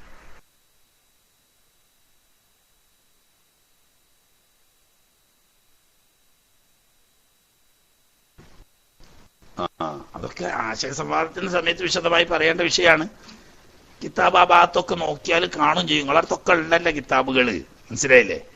ബറക്കത്തിന്റെ അഹ്ലുകാരാവുന്ന അമ്പിയാക്കൾ, ശുഹദാക്കൾ, മഷ്ഹൂരീന ബിൽ വിലായ എന്നാ പറഞ്ഞതന്നെ. വഹാബിക്കരിയാഞ്ഞിട്ട മഷ്ഹൂരീന ബിൽ വിലായ ഔലിയാക്കന്മാരാണെന്ന് പ്രസിദ്ധമായ ആളുകൾ. അല്ലാതെ എല്ലാ ഔലിയാക്കന്മാരെയൊന്നും നമുക്ക് അറിഞ്ഞുകൊള്ളണം എന്നില്ല. നമ്മുടെ ഇടയിലൊക്കെ ചില മഹാന്മാരായ ഔലിയാക്കന്മാരുണ്ടായിരിക്കാം. അത് ചിലപ്പോൾ ആ വലിയായ വ്യക്തിക്ക് തന്നെ അറിഞ്ഞുകൊള്ളണം എന്നില്ല, ചിലപ്പോൾ അറിയാം. മറ്റുള്ളവർക്ക് അറിഞ്ഞുകൊള്ളണം എന്നില്ല, ചിലപ്പോൾ അറിയാം. അതുകൊണ്ട് തന്നെ അൽ മഷ്ഹൂരീന ബിൽ വിലായ എന്നാണ് കിതാബിന്റെ ഇബാറത്ത്. ഔലിയാക്കളാണെന്ന് പ്രസിദ്ധമായ ആളുകൾ, അങ്ങനത്തെ ആളുകൾ, ഔലിയാക്കളാണെന്ന് പ്രസിദ്ധരായ ആളുകൾ, അതിന് പ്രസിദ്ധരാകാൻ ചില കാരണങ്ങളും ഉണ്ടാവും. അങ്ങനെ പ്രസിദ്ധരായ ആളുകൾ, ശുഹദാക്കള് തുടങ്ങിയ ആളുകളുടെ ഖബറ് മയ്യത്ത് ദ്രവിച്ചു പോയാലും പൊളിക്കാൻ പാടില്ല. കാരണം അതുകൊണ്ട് ബഹുമാനപ്പെട്ട ഈ മഹാന്മാരുടെ സിയാറത്ത് കൊണ്ടും മറ്റും ജനങ്ങൾക്ക് തബറുക്കിന് വേണ്ടിയിട്ട് അത് നിലനിർത്തേണ്ടതാണ്. ഭാരത്ത് വേണമെങ്കിൽ ഞാളറ്റ് നോക്കിയിട്ട് പറഞ്ഞുതരാം. ഭാരത്തുണ്ട്. ഇപ്പൊ മിഞ്ഞാന്ന് നോക്കിയപ്പോ കണ്ടതാ. നിങ്ങൾ വിചാരിച്ചേക്കല്ല പണി എത്ര എടുക്കണം. അപ്പൊ ഇവിടെ ഞാൻ വെറുതെ ഒത്തിരിക്കണോണ്ട് ഇറക്കണില്ല. അതായത് ഇതിനു വേണ്ടിയിട്ടല്ലാത്തതാണ്. ഈ മിഞ്ഞാന്നത്തെ ഒരു ചോദ്യം, 3 പിടി മണ്ണിട്ട് കഴിഞ്ഞാൽ ആ കൈ തുടക്കാൻ പാടില്ല എന്നൊരു അഭിപ്രായം കേട്ടു. അതെവിടെയെങ്കിലും പറഞ്ഞണോന്ന് വെച്ചപ്പോ അതൊന്ന് നോക്കാന്ന് വെച്ച് ഷാഫി മദ്ഹബിലെ ഫിഖ് ഇവിടെ ഒരുവിധം മുത്തദാബിലാവുന്ന എല്ലാ ഫിഖിന്റെ കിതാബും നോക്കിയിട്ട് അതിലൊടിയില്ല. അതുപോലെ തന്നെ ഇഹ്യാ നോക്കി, ഇഹ്യന്റെ ഇത്ഹാഫ് നോക്കി, അതിലൊന്നുമില്ല. അതുപോലെ തന്നെ നമ്മളെ ബിഗ്യ നോക്കി, അതിലില്ല. അപ്പൊ അങ്ങനെ എവിടെ നോക്കിയിട്ട് കണ്ടില്ല. അപ്പൊ അതിനു വേണ്ടിയിട്ട് ഒരുപാട് സമയം വിനിയോഗിക്കേണ്ടി വന്നു എന്നതുപോലെ ഇതിപ്പോ ഒരു അത്ര പ്രയാസമുള്ള വചനമല്ല. അത് പല കിതാബുകളിലും വ്യക്തമായി പറഞ്ഞിട്ടുണ്ട്. അത് ഇന്ന കിതാബുകളിലാണെന്നും അതിന്റെ ഭാരത്തും ഇൻഷാ അല്ലാഹ് റബ്ബ് തൗഫീഖ് ചെയ്തെങ്കിൽ അടുത്ത ക്ലാസ്സിൽ പറയാം. ഓക്കെ. അപ്പൊ ഇന്നലെ ആലൂരിന്റെ ഒരു അപേക്ഷ അല്ലെങ്കിൽ ഒരു താല്പര്യം, അതായത് മയ്യിത്ത് ദ്രവിച്ചു കഴിഞ്ഞാൽ പറ്റെ നശിച്ചു പോയിട്ടുണ്ടെങ്കിൽ ഖബറ് തുറന്ന് മറ്റ് മയ്യിത്ത് അതിൽ വെക്കാം എന്ന് പറഞ്ഞതിൽ മഹാന്മാരായ അമ്പിയാക്കള്, പ്രസിദ്ധരായ ഔലിയാക്കൾ, ശുഹദാക്കൾ പോലത്തവരുടെ ഖബർ അതിൽ പെടില്ല. മറിച്ച് ആ ഖബർ തുറക്കാനോ അതിൽ വേറെ മയ്യിത്ത് വെക്കാനോ പാടില്ല. അത് മഹാന്മാരായ ആളുകളെ സിയാറത്ത് ചെയ്യുന്നവരുടെയും അത് മുഖേന ബർക്കത്തെടുക്കുന്നവരുടെയും സൗകര്യത്തിനു വേണ്ടി അത് അങ്ങനെ തന്നെ നിലനിർത്തണം എന്ന് എല്ലാ കിതാബിലും പറഞ്ഞാണ്. പക്ഷേ അതിന്റെ ഇബാറത്തൊന്ന് വായിച്ച് പറഞ്ഞാൽ തരക്കടില്ല എന്നിങ്ങനെ ഒരു താല്പര്യം പറഞ്ഞപ്പം അത് നല്ലതാണല്ലോ. അപ്പൊ അതൊന്ന് ഞാൻ വായിച്ചു തരാം. എല്ലാ കിതാബിലും പറഞ്ഞുകൊണ്ട് എല്ലാത്തിലൊന്നും വായിക്കണില്ല. തുഹ്ഫ വായിക്കാദ്യം. അതാണല്ലോ ഇപ്പൊ ഷാഫി മദ്ഹബിലെ വലിയ മുഅ്തമദായ ഒരു കിതാബ്. നിഹായയിലും പറഞ്ഞിട്ടുണ്ട് തുഹ്ഫ വായിക്കണം ആദ്യം, എന്നിട്ട് പാഠത്തിലേക്ക് ഇൻഷാ അല്ലാഹ് വരാം. തുഹ്ഫ ജുസ് 3 എന്റെ കയ്യിലുള്ള കിതാബ് 206 പേജാണ്. വായിക്കുന്നു. വലവിൻമഹഖൽ മയ്യിത്തു, മയ്യിത്ത് ദ്രവിച്ചു പോയി, വസ്വാറ തുറാബൻ, അത് മണ്ണായി തീർന്നു. അതായത് മയ്യിത്തിന്റെ ശരീരാവശിഷ്ടങ്ങളൊന്നും ശേഷിക്കാതെ പൂർണ്ണമായി ദഹിച്ചു പോയാൽ ജാസ നബ്ശുഹു, അങ്ങനെയുള്ള ഖബറുകൾ മാന്തൽ ജായിസാണ്. വദ്ദഫ്നു ഫീഹി, എന്നിട്ട് അതിൽ വേറെ ഖബർ മയ്യിത്ത് മറമാടാം. അപ്പൊ മയ്യിത്ത് ദ്രവിച്ച് മണ്ണായി ചേർന്ന് കഴിഞ്ഞാൽ ആ ഖബർ തുറക്കുകയും അവിടെ വേറെ മയ്യിത്ത് വെക്കുകയും ചെയ്യൽ ജായിസാണ്.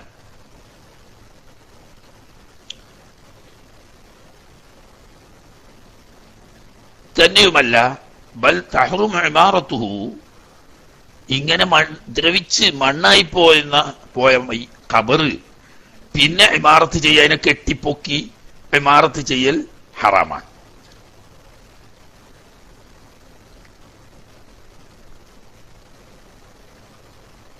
വതസ്വിയത്തു തുറാബിഹി ഫീ മുസബ്ബലത്തിൻ,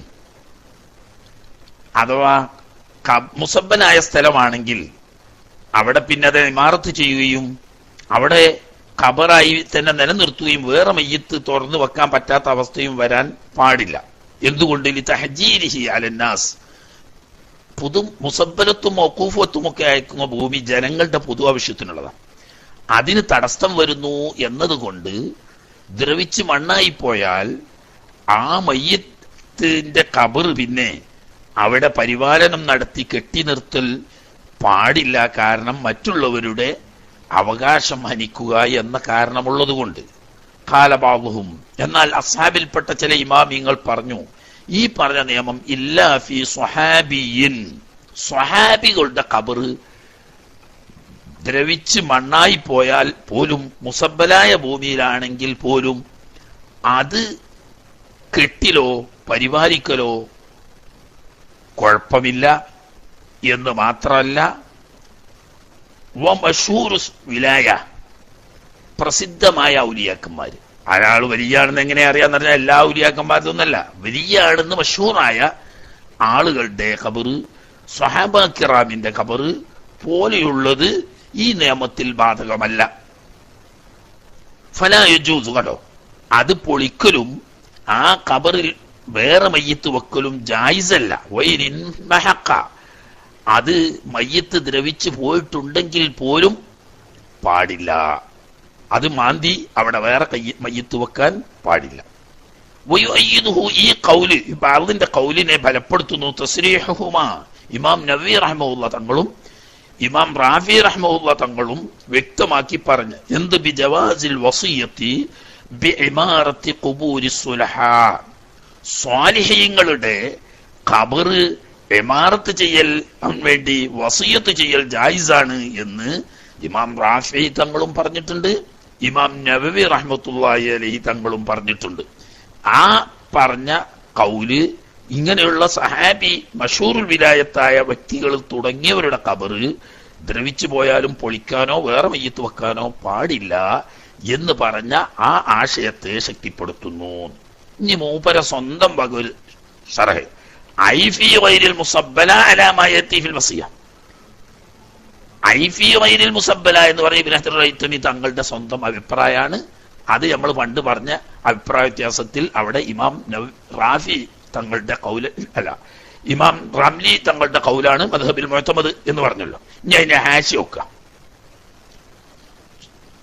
ഹാഷി പറയുന്നു ഫലാ യജൂസു നബ്ശു എന്ന് പറഞ്ഞ ഖളിയത്തു ദാലിക, ഔലിയാക്കള് സ്വഹാബത്ത് പോലത്തവരുടെ ഖബർ ദ്രവിച്ചു പോയാലും മണ്ണോട് മണ്ണ് ചേർന്ന് പോയാലും അത് മാന്താനോ വേറെ മയ്യത്ത് വെക്കാനോ പാടില്ല എന്ന് പറഞ്ഞ ആ പറഞ്ഞ ഇതിന്റെ ആശയം ഇപ്പൊ വായിക്കുന്ന ശർവാനിയ.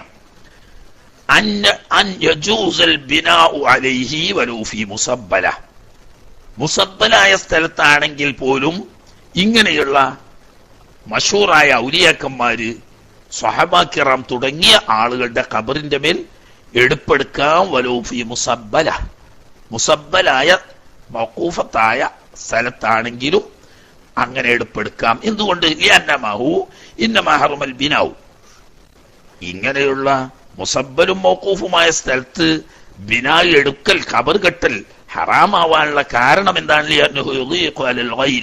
മറ്റുള്ള മുഅ്മിനീങ്ങൾ ആളുകൾക്ക് ഖബർ വെക്കുന്നതിന് അസൗകര്യമുണ്ടാക്കും, കെട്ടിയാൽ അത് ശാശ്വതമാവും, മറ്റുള്ളവരുടെ മയ്യത്ത് വെക്കാൻ പറ്റാതെയാകും എന്നാണല്ലോ. വഹജറുൽ മക്കാന എന്ന് പറഞ്ഞാൽ ഈ സ്ഥലത്തെ വെറുതെ മുടക്കിയിടും. മയ്യത്ത് ദ്രവിച്ചു പോയതിനു ശേഷം എന്നാണല്ലോ കാരണം പറഞ്ഞത്, കെട്ടാൻ പാടില്ല എന്നതിന്. കണ്ടോ, വേറെ ആളുകൾക്ക് തടസ്സം വരുന്നു, അവിടെ മറ്റുള്ള ആളുകൾക്ക് ഉപയോഗിക്കാൻ പറ്റാതെ പോകുന്നു എന്നൊക്കെ പറഞ്ഞത് പൊളിച്ച് നീക്കാൻ പറ്റുന്നോടത്തേ ബാധകമുള്ളൂ. ഒമാനുഫിഹി, നമ്മൾ പറയുന്ന ഔലിയാക്കന്മാര് സ്വഹാബത്ത് തുടങ്ങിയ ആളുകളുടെ ഖബർ ലായിജുസുഹിദാലിക്ക, അത് ദ്രവിച്ചു പോയാലും പൊളിച്ച് മറ്റൊരു മയ്യത്ത് അവിടെ വെക്കാൻ പാടില്ല, അപ്പൊ പിന്നെ കെട്ടുകൊണ്ട് കുഴപ്പമില്ല എന്ന്. ഇത് ഇമാം റംലി റഹ്മത്തുള്ളാഹി തങ്ങളുടെ കണ്ടോ, ഇമാം മുഹമ്മദ് റംലി റഹ്മത്തുള്ളാഹി അലൈഹി തങ്ങൾ പറഞ്ഞത്. അപ്പോ മുസബ്ബലാണെങ്കിൽ പോലും മഹാന്മാരായ ഔലിയാക്കള്, ശുഹദാക്കള്, സ്വഹാബത്ത് പോലെയുള്ളവരുടെ ഖബർ, ആ ഖബറുകളിൽ ദ്രവിച്ചു പോയാലും പൊളിച്ച് വേറെ മയ്യത്ത് വെക്കാൻ പാടില്ല എന്ന് പറയുമ്പോൾ അപ്പൊ അവിടെ കെട്ടുന്നതിന് കുഴപ്പമില്ല. കാരണം കെട്ടാൻ പാടില്ല എന്ന് പറഞ്ഞാൽ ദ്രവിച്ചു പോയതിനു ശേഷം വേറെ മയ്യത്ത് വെക്കാൻ പറ്റൂല, മറ്റുള്ളവരുടെ അവകാശം തടയപ്പെടും എന്നാണല്ലോ. അതിന് ഇവിടെ അവകാശം തന്നെ ഇല്ല, കാരണം അത് പൊളിക്കാൻ പാടില്ല, അതിൽ വേറെ മയ്യത്ത് വെക്കാൻ പാടില്ല. ഫഖൗലു ശാരി, അപ്പൊ ഇവിടെ പറഞ്ഞല്ലോ ഐഫി ഗൈരിൽ മുസബ്ബല എന്ന് ഇവിടെ ഇബ്നു ഹജർ അൽ-ഹൈതമി തങ്ങൾ പറഞ്ഞ ഫീ നദറുൻ, അത് സ്വീകാര്യമല്ല. മുസബ്ബലയിലും നിയമം അത് തന്നെയാണ്. ആണോ ഇബ്നു ഖാസിം പറയാ, മാന്താൻ പാടില്ലാത്ത സ്വഹാബത്ത്, മഷൂറായ ഔലിയാക്കൾ, ശുഹദാക്കൾ പോലെയുള്ളവരുടേതാണ് മാന്താൻ പാടില്ല എന്ന് പറഞ്ഞു. അത് കിട്ടുകയും ചെയ്യാം ആണോ. അപ്പൊ ഇബ്നു ഖാസിമും ഷെർവാനിയും രണ്ടും ആരെ പറഞ്ഞതാണ് അംഗീകരിച്ചത്? ഇവര് ബഹുമാനപ്പെട്ട ഇമാം റംലി റഹ്മത്തുള്ളാഹി അലൈഹി തങ്ങൾ. അപ്പം മുസബ്ബലയിലാണെങ്കിലും അല്ലെങ്കിലും സ്വഹാബ കിറാമുകളുടേത് പൊളിക്കാൻ പാടില്ല എന്ന് പറയാൻ കാരണം, ഔലിയാക്കന്മാരേത് പൊളിക്കാൻ പാടില്ല എന്ന് പറയാൻ കാരണം, അതിൽ വേറെ മയ്യത്ത് വെക്കാൻ പാടില്ല, അതിന്റെ സിയാറത്തും തബറുക്കും നിലനിൽക്കാൻ വേണ്ടിയ. ഇനി അതിന്റെ ബാക്കി ഭാഗം അതിന്റെ തൊട്ടടുത്ത് വളരെ വ്യക്തമായി തന്നെ പറയുമല്ലോ,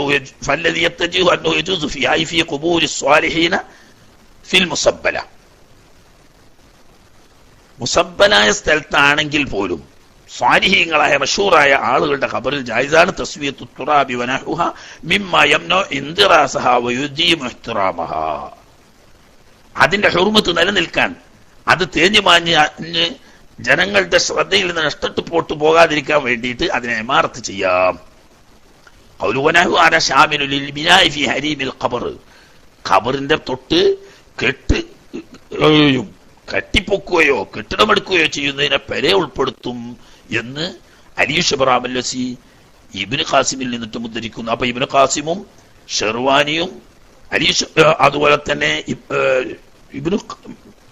അലി ശബ്റാം അല്ലസി, ഇബ്നു ഖാസിം, ഷെർവാനി, ഇവരൊക്കെ ആ പറഞ്ഞ ബഹുമാനപ്പെട്ട ഇമാം റംലി തങ്ങൾ പറഞ്ഞ മുസബ്ബലാണെങ്കിലും അല്ലെങ്കിലും മഹാന്മാരുടേത് ഇമാറത്ത് ചെയ്യാം.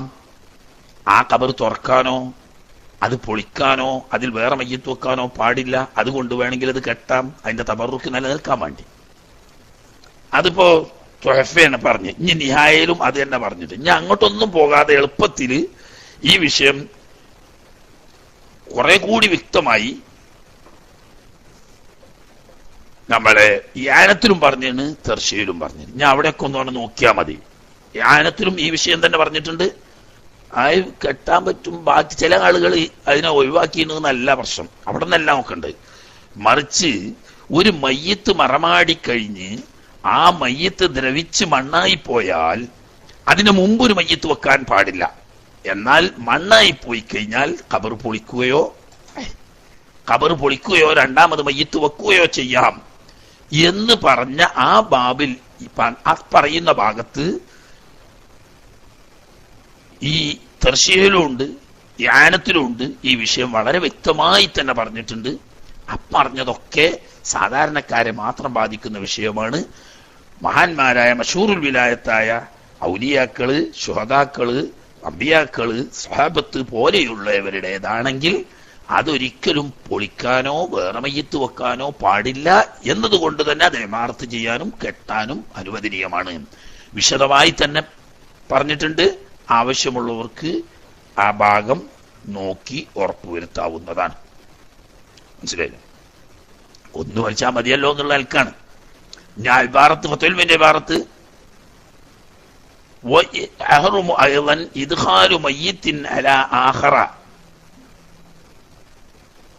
ഒരു മയ്യത്തിന്റെ കൂടെ വേറൊരു മയ്യത്ത് വെക്കാൻ പാടില്ല. ഖബല ബലാഇ ജമീഇ എന്ന മയ്യത്ത് മുഴുവനായി ദ്രവിച്ചു പോകുന്നത് വരെ വേറൊരു മയ്യത്തിൽ വെക്കാൻ പാടില്ല. അപ്പോ അതിന്റെ വിശദീകരണം പറയുന്നിടത്ത് കാണാൻ മുഴുവനായി ദ്രവിച്ചു പോയാൽ പിന്നീട് അവിടെ വേറെ മയ്യത്ത് വെക്കാമോട് കുഴപ്പമില്ല. അറിയുന്നിടത്ത് പിന്നെ ബാക്കി വിശദീകരണമായിട്ട് മുഴുവനായി ദ്രവിച്ചു പോയാലും ഔലിയാക്കള് മഹാന്മാര് പോലത്തെ ആളുകളുടെ ഖബറ് പൊളിക്കാനോ അവിടെ വേറെ വെക്കാനോ പാടില്ല. വളരെ വിശദമായി തന്നെ യാനത്ത് പറഞ്ഞിട്ടുണ്ട്. ആ ഭാഗം കൂടുതൽ നോക്കാവുന്നതാണ്.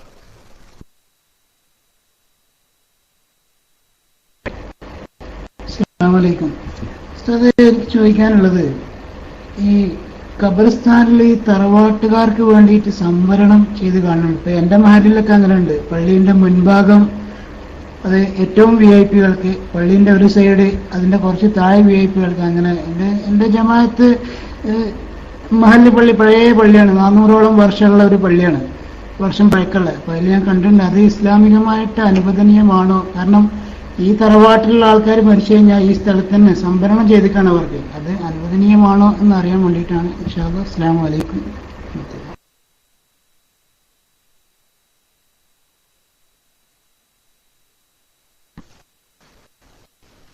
പൊതു ഖബർസ്ഥാനാകുമ്പോ പൊതു ഖബർസ്ഥാനിൽ മുഅ്മിനീങ്ങളായ എല്ലാവർക്കും അവകാശമുണ്ട്. എന്നാൽ ഒരാള് വഖഫ് ചെയ്തതാണ്. ആ വഖഫ് ചെയ്യുന്ന സമയത്ത് അയാളുടെക്കും അയാളുടെ കുടുംബത്തിനും ഒരു പ്രത്യേക ഭാഗം വേർതിരിച്ചു വെച്ചു, അതിന് കുഴപ്പമില്ല. മനസ്സിലായില്ലേ? അല്ലാതെ പൊതുവായ വഖഫ് ചെയ്യപ്പെട്ടതോ മുസബ്ബലത്തോ ആയ ഖബർസ്ഥാനിൽ ഒരു പ്രത്യേക കുടുംബത്തിന് മാത്രം ആ ഭാഗത്ത് ഖബറടക്കാൻ പാടുള്ളൂ, വേറുള്ളവർക്ക് ഖബറടക്കാൻ പാടില്ല എന്ന നിലക്ക് ഒരു വേർതിരിവ് ഇസ്ലാമിലില്ല. വഖഫ് ചെയ്യുന്നു. ഞങ്ങളവിടെ ഇവിടെ ഉണ്ട് ഒരു പള്ളി, അത് ഖബർസ്ഥാനിന് സ്ഥലം വഖഫ് ചെയ്തത്, കുറച്ച് സ്ഥലം വില കൊടുത്ത് വാങ്ങിയതും ബാക്കി സ്ഥലം വഖഫ് ചെയ്തതും ഒരു തറവാട്ടുകാരാണ്. ആ കൂട്ടത്തിൽ അവര് അതിന്റെ കുറച്ച് ഭാഗം ആ വഖഫ് ചെയ്ത വ്യക്തിക്കും അദ്ദേഹത്തിന്റെ കുടുംബത്തിലുള്ള ആളുകൾക്കും വേണ്ടിയിട്ട് വേർതിരിച്ചിട്ടിട്ടുണ്ട്. അതിന് കുഴപ്പമില്ല. അത് അയാൾ തന്നെ വഖഫ് ചെയ്ത ബാക്കിയുള്ള സ്ഥലവും ആ വഖഫ് ചെയ്ത കൂട്ടത്തിൽ കുറച്ച് ഭാഗം വേർതിരിച്ചിട്ട് അത് തനിക്കും തന്റെ കുടുംബത്തിൽപ്പെട്ടവർക്കും മറമാടാൻ വേണ്ടിയിട്ട് എന്ന് വേർതിരിച്ചു, അതിന് കുഴപ്പമില്ല. അല്ലാതെ നാട്ടുകാർ വഖഫ് ചെയ്ത് അല്ലെങ്കിൽ നാട്ടുകാരെ മുസബ്ബലായതിൽ ഒരു പ്രത്യേക ഭാഗത്തിന് മാത്രം തിരിക്കാൻ അവകാശം ഇല്ല. പക്ഷെ ഒന്നുണ്ട്, കഴിയുമെങ്കിൽ ഒരു കുടുംബത്തിൽപ്പെട്ട ആളുകളെ ഒരു ഭാഗത്ത് മറമാടുന്നത് നല്ലതാണ്. അത് സിയാറത്തുമായി ബന്ധപ്പെട്ട സൗകര്യം ലക്ഷ്യം വെച്ചുകൊണ്ടാണ്. അത് നേരത്തെ പറഞ്ഞ ഹദീസിൽ നിന്നിട്ട് മനസ്സിലാക്കാനും കഴിയും. അതായത് ഉസ്മാൻ ബിൻ മദ്ഊൻ റളിയല്ലാഹു തആല അൻഹു തങ്ങളെ മറമാടിയപ്പോൾ അവിടെ നിശാൻ കല്ല് കുത്താൻ ബഹുമാനപ്പെട്ട ഹബീബ് സല്ലല്ലാഹു അലൈഹി വസല്ലം തങ്ങൾ കാരണം പറഞ്ഞത് എന്റെ സഹോദരന്റെ ഖബർ തിരിച്ചറിയാനും കുടുംബത്തിൽ നിന്ന് മരണപ്പെടുന്ന ആളുകളുടെ മയ്യത്ത് സമീപത്ത് കൊണ്ടുവന്ന് മറയാൻ വേണ്ടിയിട്ടുള്ള സൗകര്യത്തിന് വേണ്ടിയിട്ടാണ് എന്ന്. ചെറുപ്പ് ഉസ്താദ് അതാ ഒരു ഇബാറത്ത് അടിച്ചിട്ട് ഇസ്തിസ്നാബാദും ഖുബൂർ അംബിയാ വശുഹദാ വസ്സാലിഹീൻ വനബിയും ബർമാവി ഞാൻ ഖുബൂർ സാലിഹീൻ യജൂസു ബിനാഹു അവലു ബിഖുബ്ബത്തിൻ لإحياء الزيارة والتبرك قال النبي ولو في مسبلة وأفتى به قال أمر به الشيخ الزيادي مع ولايته. കണ്ട് ഇനിയുണ്ട് അങ്ങനെയൊക്കെ വരും. ചെറുപ്പ് ഉസ്താദ് അവിടെ കുറെ കിതാബുകൾ ഉണ്ട്, അതിന്റെ ഒക്കെ ഒന്ന് നോക്കി വെച്ചാൽ ഇന്നാ എനിക്ക് കുറച്ച് എളുപ്പം കിട്ടും.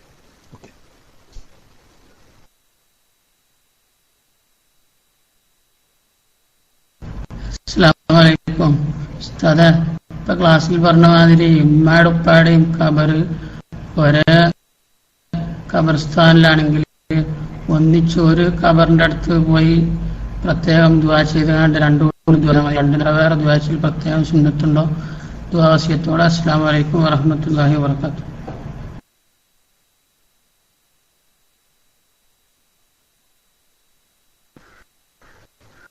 സിയാർത്ത് ചെയ്യുന്നവർക്ക് സൗകര്യമാണ്. ഓരോ ഖബറും പ്രത്യേകം സിയാർത്ത് ചെയ്യൽ നല്ലത് തന്നെയാണ്. പക്ഷെ ഒരു സ്ഥലത്താവുമ്പം അത് കൂടുതൽ എളുപ്പമുണ്ടാവും, മറന്നു പോകാതിരിക്കാനും ഒക്കെ സൗകര്യമാണത്. മനസ്സിലായില്ലേ? മറ്റേതാവുമ്പോഴേ ഒരു സ്ഥലത്തൊരു ഖബർ, വേറെ ഏതോ ഒരു സ്ഥലത്തൊരു ഖബർ, വേറെ ഏതോ ഒരു സ്ഥലത്തൊരു ഖബർ, അപ്പൊ എല്ലായിടത്തും കൂടി നടക്കാൻ സൗകര്യം ഉണ്ടാവില്ല. പിന്നെ അടുത്ത് ചെല്ലുമ്പം എത്ര കൊല്ലപ്പഴക്കുണ്ടെങ്കിലും മക്കള്, പേരമക്കള്, ബന്ധുക്കള് തുടങ്ങിയവരെ ഈ ഖബറാളിക്ക് തിരിച്ചറിയാനാവും. അടുത്ത് ബന്ധത്തിൽപ്പെട്ട ആളുകൾ ഖബറിടത്തിൽ സിയാറത്തിന് വരുമ്പോൾ അവരുടെ മനസ്സിന് വലിയ ആശ്വാസവും സന്തോഷവും അനുഭവപ്പെടും. അപ്പൊ അത് ഒരു സ്ഥലത്തായാൽ സിയാർത്ത് ചെയ്യുന്നവർക്ക് അത് സൗകര്യമാണ്, സിയാർത്ത് ചെയ്യപ്പെടുന്നവർക്കും അത് സൗകര്യമാണ്. അപ്പൊ അങ്ങനെ പറ്റുമെങ്കിൽ അത് നല്ലതാണ്, സൗകര്യം ഉണ്ടെങ്കിൽ. ഇപ്പൊ സൗകര്യം കിട്ടാൻ പ്രയാസം എന്താന്ന് വെച്ചാല് ഈ പണ്ടത്തേക്കല്ല, ആളുകൾ ധാരാളം ഉള്ളത് കൊണ്ടേ ഒരു ഖബർസ്ഥാനിൽ തന്നെ ധാരാളം മരിപ്പുകൾ നടന്നുകൊണ്ടിരിക്കും. അപ്പൊ ഒരു ഖബറിന്റെ അടുത്ത് വേറൊരു ഖബർ എങ്ങനെ വന്ന് ബാപ്പ മരിച്ചപ്പം വെച്ച ഖബറിന്റെ അടുത്തൊന്നും പിന്നെ ഇപ്പൊ ഒഴിവില്ല. അപ്പൊ പിന്നെ വേറെ സ്ഥലത്ത് വെക്കേണ്ടി വരും. പക്ഷേ പ്രത്യേകം സൗകര്യപ്പെടുകയാണെങ്കിൽ അത് നല്ലതാണ്.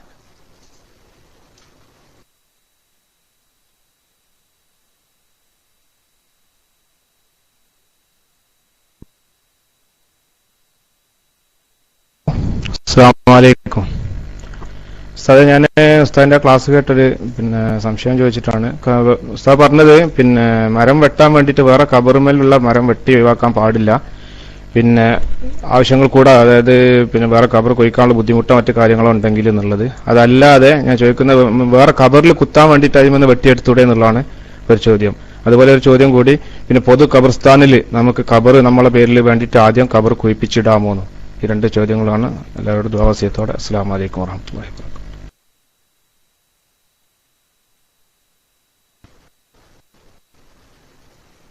കഴിയുന്നതും ഖബറിന്റെ മുകളിൽ നിന്ന് വെട്ടാതെ പുറമേ നിന്ന് വെട്ടുന്നതാണ് നല്ലത്. ഒരു ഖബറുമ കുത്താൻ വേണ്ടിയിട്ടാണെങ്കിൽ പോലും നിലവിലുള്ള ഖബറിൽ കുത്തിയതിൽ നിന്ന് എടുക്കാതെ വേറൊന്നും എടുക്കലാണ് നല്ലത്. പക്ഷേ വേറെ എടുക്കാൻ പറ്റുന്നത് സമീപത്തൊന്നും ഇല്ല. ഇതാണെങ്കിൽ വലിയ ചെടിയുമാണ് എങ്കിൽ അതിൽ നിന്നിട്ട് അല്പം മുറിച്ചെടുക്കുന്നതുകൊണ്ട് കുഴപ്പമില്ല എന്ന് ഇമാമിയങ്ങൾ വ്യക്തമാക്കിയിട്ടുണ്ട്. മനസ്സിലായി? സാധാരണഗതിയിൽ സിയാറത്ത് ചെയ്യുന്നവർക്കോ ഖബറടക്കുന്നവർക്കോ ഒക്കെ ബുദ്ധിമുട്ടുണ്ടെങ്കിലാണ് വെട്ടാൻ പറഞ്ഞത്. എന്നാൽ വലിയ മരമാവുകയും അത് സൗകര്യമുള്ളത് മറ്റുള്ളത് സൗകര്യപ്പെടാതിരിക്കുകയും ചെയ്യുന്ന സമയത്ത് അതിൽ നിന്നിട്ട് അല്പം എടുക്കുന്നത് കൊണ്ട് കുഴപ്പം ഇല്ല. ഒന്നതാ. രണ്ടാമത്തെ എന്തേ അറിഞ്ഞിന്? രണ്ടാമത്തെ ചോദ്യം എന്തേനി? എന്താ രണ്ടെണ്ണാവുമ്പോ ഒന്നൊക്കെ ശ്രദ്ധിക്കുമ്പോ ഒന്നും ഓർമ്മ ഉണ്ടാവില്ല, അതാ പ്രശ്നം. ഇവിടെ ടെസ്റ്റ് അടിച്ചാൽ മതി, അതിന്റെ തലേന്നെ അടിച്ചാൽ എനിക്ക് ഓർമ്മ കിട്ടും. അത് ഞാൻ പറയാൻ കഴിയൂല. കുഴിച്ചു വെക്കുക. ഓക്കെ. ഖബർ കുഴിച്ചു വെക്കുന്നതുകൊണ്ട് തെറ്റില്ല, പക്ഷേ അതിൽ പ്രത്യേക പുണ്യമില്ല എന്ന് മാത്രമല്ല, പൊതു ഖബർസ്ഥാനിൽ ഒരാള് തനിക്ക് വേണ്ടി ഖബർ കുഴിച്ചു വെച്ചു എന്നതുകൊണ്ട് അത് തന്റെ അവകാശമായി മാറുകയില്ല. മറിച്ച് ആദ്യം ആവശ്യം വന്നവരാരോ അവർക്ക് അത് ഉപയോഗിക്കാവുന്നതാണ്. പക്ഷെ അതിനു വേണ്ടി വരുന്ന ചെലവ് അവരോട് ഈടാക്കാം. അപ്പോ അങ്ങനെ തന്നെ ഇമാമിയങ്ങൾ കിതാബിൽ പറഞ്ഞിട്ടുണ്ട്. കുഴിച്ചു വെക്കുന്നതുകൊണ്ട് കുഴപ്പമില്ല, പ്രത്യേക പുണ്യമില്ലെങ്കിലും അതുകൊണ്ട് കുഴപ്പമില്ല, വെക്കാവുന്നതാണ്, കുഴിച്ചു വെക്കാവുന്നതാണ്. അങ്ങനെ ഒരാൾ കുഴിച്ചു വെച്ച ഖബറ് അത് അയാൾക്ക് തന്നെ വേണം എന്ന് പറയാൻ അവകാശമില്ല. ആദ്യം ആരാണോ മരിച്ച് അവർക്കത് ഉപയോഗപ്പെടുത്താം. മനസ്സിലായില്ലേ? ഖബർസ്ഥാനിൽ, പൊതു ഖബർസ്ഥാനിൽ കുഴിച്ചു വെക്കാമെന്നതാണ്. പക്ഷെ കുഴിച്ചത് കൊണ്ട് അവനത് ഉടമയോ അവകാശമോ പ്രത്യേകം വരുന്നതല്ല. അവൻ മരിച്ചാൽ അവനുണ്ട് വെക്കുക, അല്ല വേറൊരാളാണ് മരിച്ച അയാൾക്ക് ആവശ്യമുണ്ടെങ്കിൽ അയാൾക്ക്. അപ്പൊ പിന്നെ സംശയം അതല്ല, ഇപ്പൊ ഖബർ വയ്ക്കണമെങ്കിൽ ഒരു സംഖ്യ ചെലവ് വരുമല്ലോ, ആ ചെലവായ സംഖ്യ അവരോട് ഈടാക്കാവുന്നതാണ്.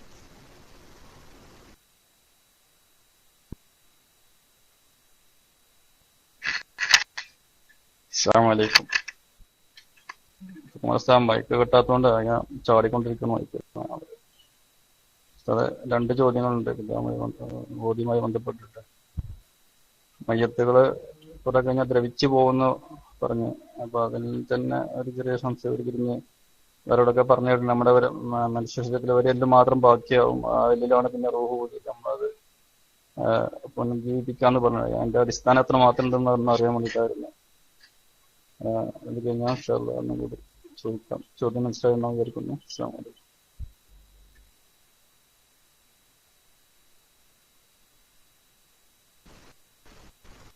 വലൈക്കും അസ്സലാം. ചോദ്യം മനസ്സിലായി. മനുഷ്യൻ മയ്യത്ത് ദ്രവിക്കുക എന്ന് പറയുന്നത് പൊതുവായ ഒരു സംഭവമാണ്.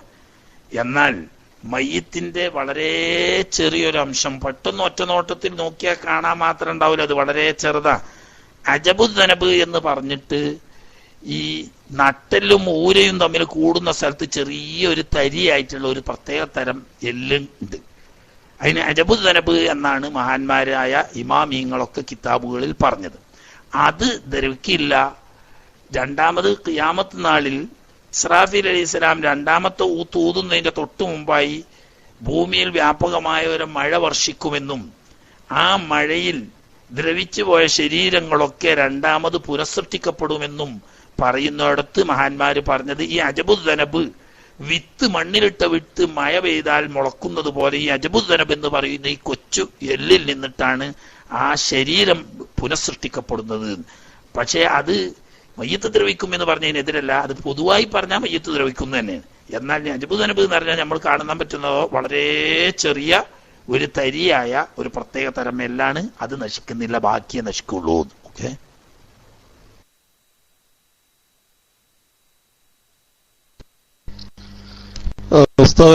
പിന്നെ ആരും ചോദിച്ചോന്നറിയില്ല, പള്ളിയിൽ പോയിരുന്നു. പിന്നെ പൊതുവെ നമ്മളെ വൈക്കൊക്കെ പ്രത്യേകിച്ച് ആമായ ഒരു ധാരണ ജനങ്ങൾക്ക്, പൊതുജനങ്ങൾക്ക് ഉണ്ട്, ആലിമികളുടെ ഇടയിൽ അങ്ങനെ ഇല്ല. അതായത് ഇപ്പോ എന്റെ നാട്ടിലും പള്ളിയിൽ വലിയ നിശാങ്കല്ലുണ്ട്, മീസാങ്കല്ലെന്ന് ഒഴിവാക്കിയിട്ട് നിശാങ്കല്ല് എന്നാക്ക ഉസ്താദ് പറഞ്ഞതുപോലെ തന്നെ. അപ്പൊ നിശാങ്കല്ല് വലിയ കല്ലായിട്ടുണ്ട്. അപ്പൊ അത് അദ്ദേഹത്തിന്റെ ഒരു കറാമത്തോണ്ട് അത് പിന്നെ വലുതാകുകയാണ്.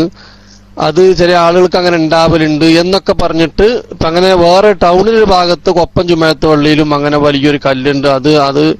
അത് വലുതായി വന്നതാണ് അത്. അപ്പൊ ഞാൻ എന്നോടൊരു 10 കൊല്ലം മുന്നേ ചോദിച്ചപ്പോ ഞാൻ പറഞ്ഞു അത് പണ്ടത്തെ അകത്തപ്പള്ളിയിലൊക്കെ വലിയ തൂണ് കാണാം. അന്നത്തെ ജന്റല് മനുഷ്യന്മാരാക്കാരം ഒരു 3 ആള് 4 ആള് കൂടി പിടിച്ചു വെക്കും വലിയ തൂണ്.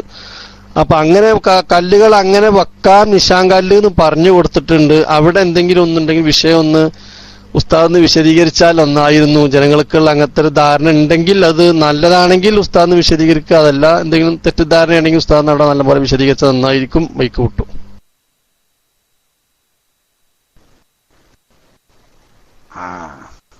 നിശാങ്കല്ല് വലുതായാലുണ്ടോന്ന് എനിക്കറിയില്ല. വലിയ കല്ല് വെക്ക അത് കുറച്ചു. കാരണം എന്താന്ന് വെച്ചാല് വലിയ കല്ല് വെക്ക എന്ന് പറയാൻ കാരണം ബഹുമാനപ്പെട്ട ഹബീബ് റസൂലുള്ളാഹി സ്വല്ലല്ലാഹു അലൈഹി വസല്ലം തങ്ങൾ ആദ്യം തന്നെ വെച്ച കല്ല് ഉസ്മാൻ ഇബ്നു മദ്ഊൻ റളിയല്ലാഹു തആല അൻഹുവിന്റെ ഖബർ ഷരീഫിന്റെ തലഭാഗത്താണ്. അത് വലിയൊരു കല്ലായിരുന്നു. സഹാബത്ത് ഇളക്കിയിട്ടിളകാത്ത കല്ല്. ഹബീബ് സല്ലല്ലാഹു അലൈഹി വസല്ലം തങ്ങൾ വളരെ പണിപ്പെട്ട് 2 കൈ കൊണ്ട് താങ്ങി എടുത്തുകൊണ്ടുവന്ന് വെച്ചതാന്ന് പറഞ്ഞു. അപ്പൊ വലിയ കല്ലാണല്ലോ. അങ്ങനെ വലിയ കല്ല് വെച്ചതായിരിക്കാം.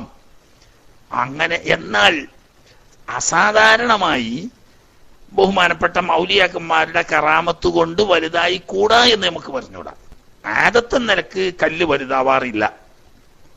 എന്നാൽ മഹാന്മാരുടെ കറാമത്ത് കൊണ്ട് കല്ല് വലുതാകുന്നതിൽ അസംഭവ്യമായൊന്നും ഇല്ല. അങ്ങനെ ആണ് എന്ന് ഉറപ്പുണ്ടെങ്കിൽ അതുകൊണ്ടൊരു തെറ്റായ ഒരു അസംഭവ്യമായ ഒരു കാര്യവും സംഭവിച്ചു എന്ന് പറയാനില്ല. സാധാരണ കല്ലൊരു തിരി വെച്ചാൽ കുറച്ച് കഴിയുമ്പോൾ വലുതാലൊന്നുമില്ല. ഈ സാധാരണന്റെ എതിരാണല്ലോ ഇപ്പൊ ഈ കറാമത്ത് മൊയ്ജിസത്തുകളൊക്കെ. അപ്പോൾ ഒരു കറാമത്തിന്റെ അഹിലുകാരനായിരിക്കുന്ന ഒരു മഹാൻ അദ്ദേഹത്തിന്റെ കറാമത്തിന്റെ ഒരു കറാമത്ത് എന്ന നിലക്ക് നിശാങ്കല്ല് വലുതായിട്ടുണ്ടെങ്കിൽ അതുകൊണ്ട് അസംഭവ്യമായതൊന്നുമില്ല. പക്ഷേ അങ്ങനെ തന്നെയാണോ അല്ലേ എന്ന് നമുക്കറിയില്ല. വലുത് വെക്കാം, അതിന് കുഴപ്പമില്ല. വലിയ കല്ല് തന്നെ ഒരാൾ വെക്കുന്നു, ഒരു കുഴപ്പമില്ല. തിരിച്ചറിയാൻ വേണ്ടിയിട്ടാണല്ലോ എല്ലാവരും ചെറിയ ചെറിയ കല്ല് വെക്കുമ്പോൾ നമ്മളാളെ ഖബർ തിരിച്ചറിഞ്ഞോട്ടെ എന്ന് എഴുതിയിട്ട് ഒരാൾ വലിയൊരു കല്ലുണ്ടോന്ന് വെച്ച് അനുവദനീയാണ്. അങ്ങനെയാണല്ലോ നബി സല്ലല്ലാഹു അലൈഹി വസല്ലം നമ്മൾ വെച്ചതും.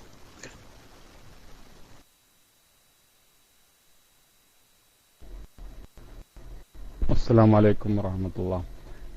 പിന്നെ ഉസ്താദ് ചോദ്യം, ഷാഫി ഇമാമിന്റെ ചില കിതാബുകളിൽ മക്കയിലെ പിന്നെ ഉലമാക്കള് ചില ഖബറുകൾ പൊളിക്കാൻ വേണ്ടിയിട്ട് അവിടുത്തെ ഖബറുകൾ പൊളിക്കാൻ വേണ്ടി ഫത്വ കൊടുത്തായിട്ടാണ് കണ്ടുവന്നു. ഇതുപോലെയുള്ള ഒരു ഇബാറത്ത് ഷാഫി ഇമാമിനെ സംബന്ധിച്ചുകൊണ്ട് ഇങ്ങനെ പറയപ്പെടാറുണ്ട്.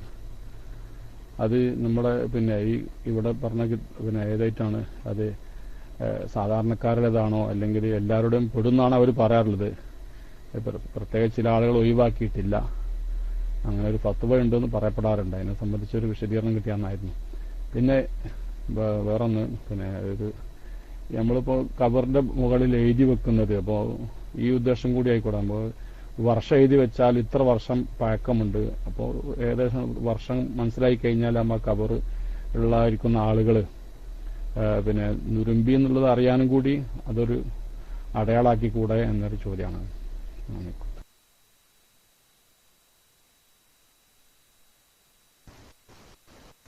ആവാം, അങ്ങനെയും ആവാം. ഏതായാലും ഈ രണ്ടും പറ്റുന്ന ഇമാമിങ്ങൾ നസ്സായി പറഞ്ഞാണ്. പേര് ഖബർ തിരിച്ചറിയാനും സിയാറത്ത് ചെയ്യുന്നവരുടെ സൗകര്യത്തിനു വേണ്ടി പേര് എഴുതി വെക്കാം, മരിച്ച തീയതിയും എഴുതി വെക്കാം.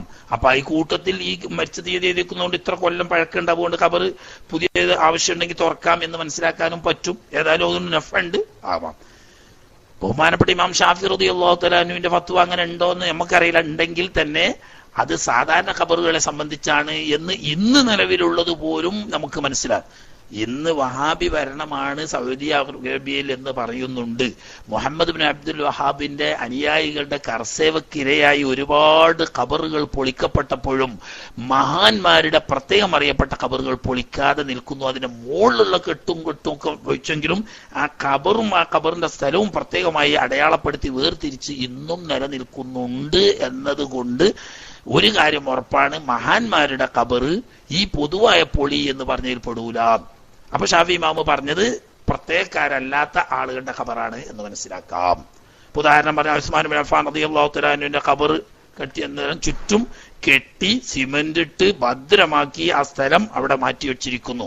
അതുപോലെ തന്നെ മദീന ഷെരീഫിൽ ഒരുപാട് മഹത്തുക്കളുടെ ഖബറുകൾ പ്രത്യേകം ഒരിക്കലും തുറക്കപ്പെടാതെ പ്രത്യേകം അടയാളപ്പെടുത്തിക്കൊണ്ട് തന്നെ അവിടെ നിലനിർത്തിയിരിക്കുന്നു. ഇനി അതൊന്നും ഇല്ലെങ്കിൽ നിങ്ങൾ ചിന്തിച്ചു നോക്കി, ഹബീബ് റസൂലുള്ളാഹി സ്വല്ലല്ലാഹു അലൈഹി വസല്ലമ തങ്ങളുടെ ആ ഖബർ ഷെരീഫും ആ കുബ്ബയും അതിന്റെ കൂടെയുള്ള മഹാന്മാരായ ഷെയ്ഖീനിയുടെ ഖബർ ഷെരീഫും കുബ്ബയും അവിടെ ഉള്ളിടത്തോളം കാലം മഹാന്മാരുടേത് മുസബ്ബലായ സ്ഥലത്ത് കെട്ടാം നിലനിർത്താം എന്നതിന് വേറെ തെളിവ് എവിടെ പോണ്ട്? ഹബീബ് റസൂലുള്ളാഹി സ്വല്ലല്ലാഹു അലൈഹി വസല്ലമ തങ്ങളുടെ വീടാണ് എന്ന് പറഞ്ഞാൽ പോലും നഹ്നുൽ അംബിയാഉ ലാ നൂറസു മാ തറക്നാഉ സദഖ എന്ന് നബി സല്ലല്ലാഹു അലൈഹി വസല്ലമ തങ്ങൾ പറഞ്ഞിട്ട്, അമ്പിയാക്കന്മാർക്ക് അനന്തര സ്വത്തില്ല. അമ്പിയാക്കന്മാർ വഫാത്തായാൽ അവരുടെ സ്വത്തുകൾ പിന്നീട് വഖഫാണ്, മുസ്ലിം പൊതു സ്വത്താണ് എന്ന്. അപ്പൊ ഹബീബ് സല്ലല്ലാഹു അലൈഹി വസല്ലം തങ്ങളുടെ വീടാണെങ്കിൽ പോലും ആ വീട് നബി സല്ലല്ലാഹു അലൈഹി വസല്ലം തങ്ങൾ വഫാത്തായി കഴിഞ്ഞാൽ അവര് വഖഫായി കഴിഞ്ഞു. അപ്പൊ ആ താൻ മരണപ്പെടുന്ന ഖബറടക്കാൻ ഇഷ്ടപ്പെടുന്നിടത്താണ് മരണപ്പെടുക എന്നും പറഞ്ഞു. അപ്പോൾ ഹബീബ് സല്ലല്ലാഹു അലൈഹി വസല്ലം തങ്ങൾ തന്റെ സ്വന്തം വീട് ആവുന്ന വഖഫ് സ്ഥലത്ത് മറമാടാൻ ഇഷ്ടപ്പെടുകയും അവിടെ മറമാടപ്പെടുകയും ചെയ്തു. അത് കുബ്ബയാക്കി വലിയ ലോക പ്രശസ്തമായ ഖബർ ഷെരീഫും കുബ്ബയുമാക്കി അന്നു മുതൽ ഇന്ന് വരെ നിലനിന്നു പോരുന്നത് കൊണ്ട് തന്നെ മഹാന്മാരുടേത് പൊതുസ്ഥലത്താണെങ്കിലും കെട്ടാം എന്നും നിലനിർത്താം എന്നും അത് ജീവിച്ചിരിക്കുന്നിടത്തോളം കാലം തന്നെ തെളിവല്ലേ. അപ്പൊ അത് പൊളിക്കാൻ എന്തായാലും ഷാഫി ഇമാമ് പറയില്ലല്ലോ, അത് പറഞ്ഞിട്ടുണ്ടാവില്ലല്ലോ. അപ്പൊ അങ്ങനത്തേത് അല്ലാത്ത പൊതുവായുള്ള ആളുകളുടെ ആരെയും കെട്ടിയിട്ടുണ്ടെങ്കിൽ അത് പൊളിക്കണം എന്നായിരിക്കും പറഞ്ഞത്.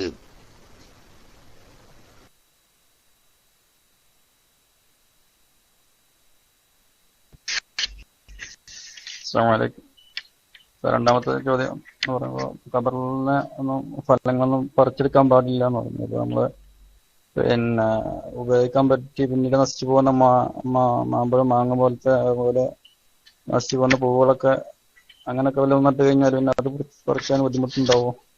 അതിൻ്റെ വല്ല എന്താണെന്ന് പറഞ്ഞാൽ നന്നായിരുന്നു. ദുആ ചെയ്യണം പ്രത്യേകിച്ച് ഇൻഷാ അല്ലാഹ്. ചെറിയ വിഷമങ്ങളുണ്ട് പറയുന്ന കാര്യങ്ങൾ മറ്റുള്ളവർക്ക് പറഞ്ഞു കൊടുക്കാനുണ്ട്, നമ്മുടെ സംസാരക്കാരൊക്കെ വേണ്ടിയെടുക്കാൻ ഹൃദയം തോർക്കണം. ആപ്പലമ്പോഴുള്ളതാണ്. അസ്സലാമു അലൈക്കും.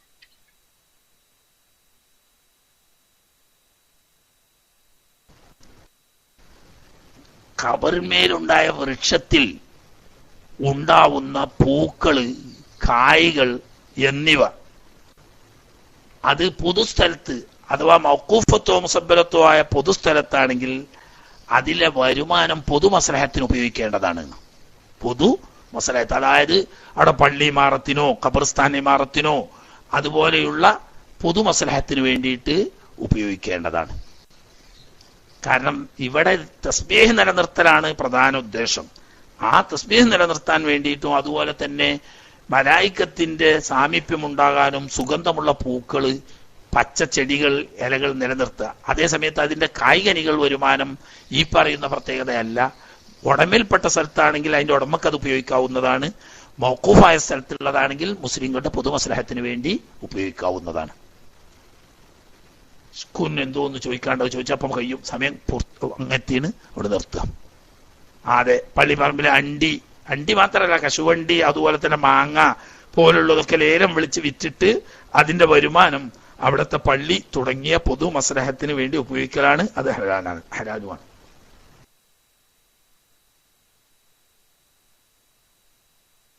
അസ്സലാമു അലൈക്കും വറഹ്മത്തുള്ളാഹി തആല വബറകാതുഹു. ആദ്യമായി ഒരു ദുആ വസിയത്തുണ്ട് ഉസ്താദെ. എൻ്റെ പരിചയ നാടായ ചെറുവാടിയിലുള്ള ഒരു ഗഫൂർ ഫൈസി എന്നവരുടെ ഒരു പിതാവ് മൊയ്തീൻകുട്ടി എന്നിവർ മരണപ്പെട്ടിട്ടുണ്ട്. ഇന്നലെ അറിയിച്ചതായിരുന്നു. ദുആ ചെയ്യണം പ്രത്യേകം എന്നറിയിക്കുന്നു. കൂട്ടത്തിൽ ഉസ്താദ് ചെറിയൊരു ചോദ്യം. നമ്മുടെ പള്ളിപ്പറമ്പിലൊക്കെ വ്യാപകമായിട്ട് പെട്ടെന്ന് മുളക്കുന്ന ഈ കള്ളി പോലുള്ള ചെടികളാണ് പലപ്പോഴും നമ്മളൊക്കെ കാണല്, മൈലാഞ്ചി പോലുള്ള. പക്ഷെ ഇതിനു പകരം നമ്മൾ തുളസി, പെട്ടെന്ന് നശിച്ചു പോവാത്തതും ആണ് ഇതൊക്കെ. തുളസി പോലുള്ള ചെടികൾ നടുന്നതിന്, ഖബറിന്മേൽ നടുന്നതിന് വല്ല പ്രയാസവും ഉണ്ടോ എന്നറിയാൻ വേണ്ടിയിട്ടാണ് ഉസ്താദെ.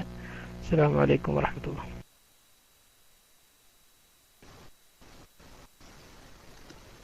തുളസി, എർജാൻ പോലത്തതൊക്കെ നല്ലതാണ്. കാരണം അതൊക്കെ സുഗന്ധവാസന ഉള്ളതാണ്.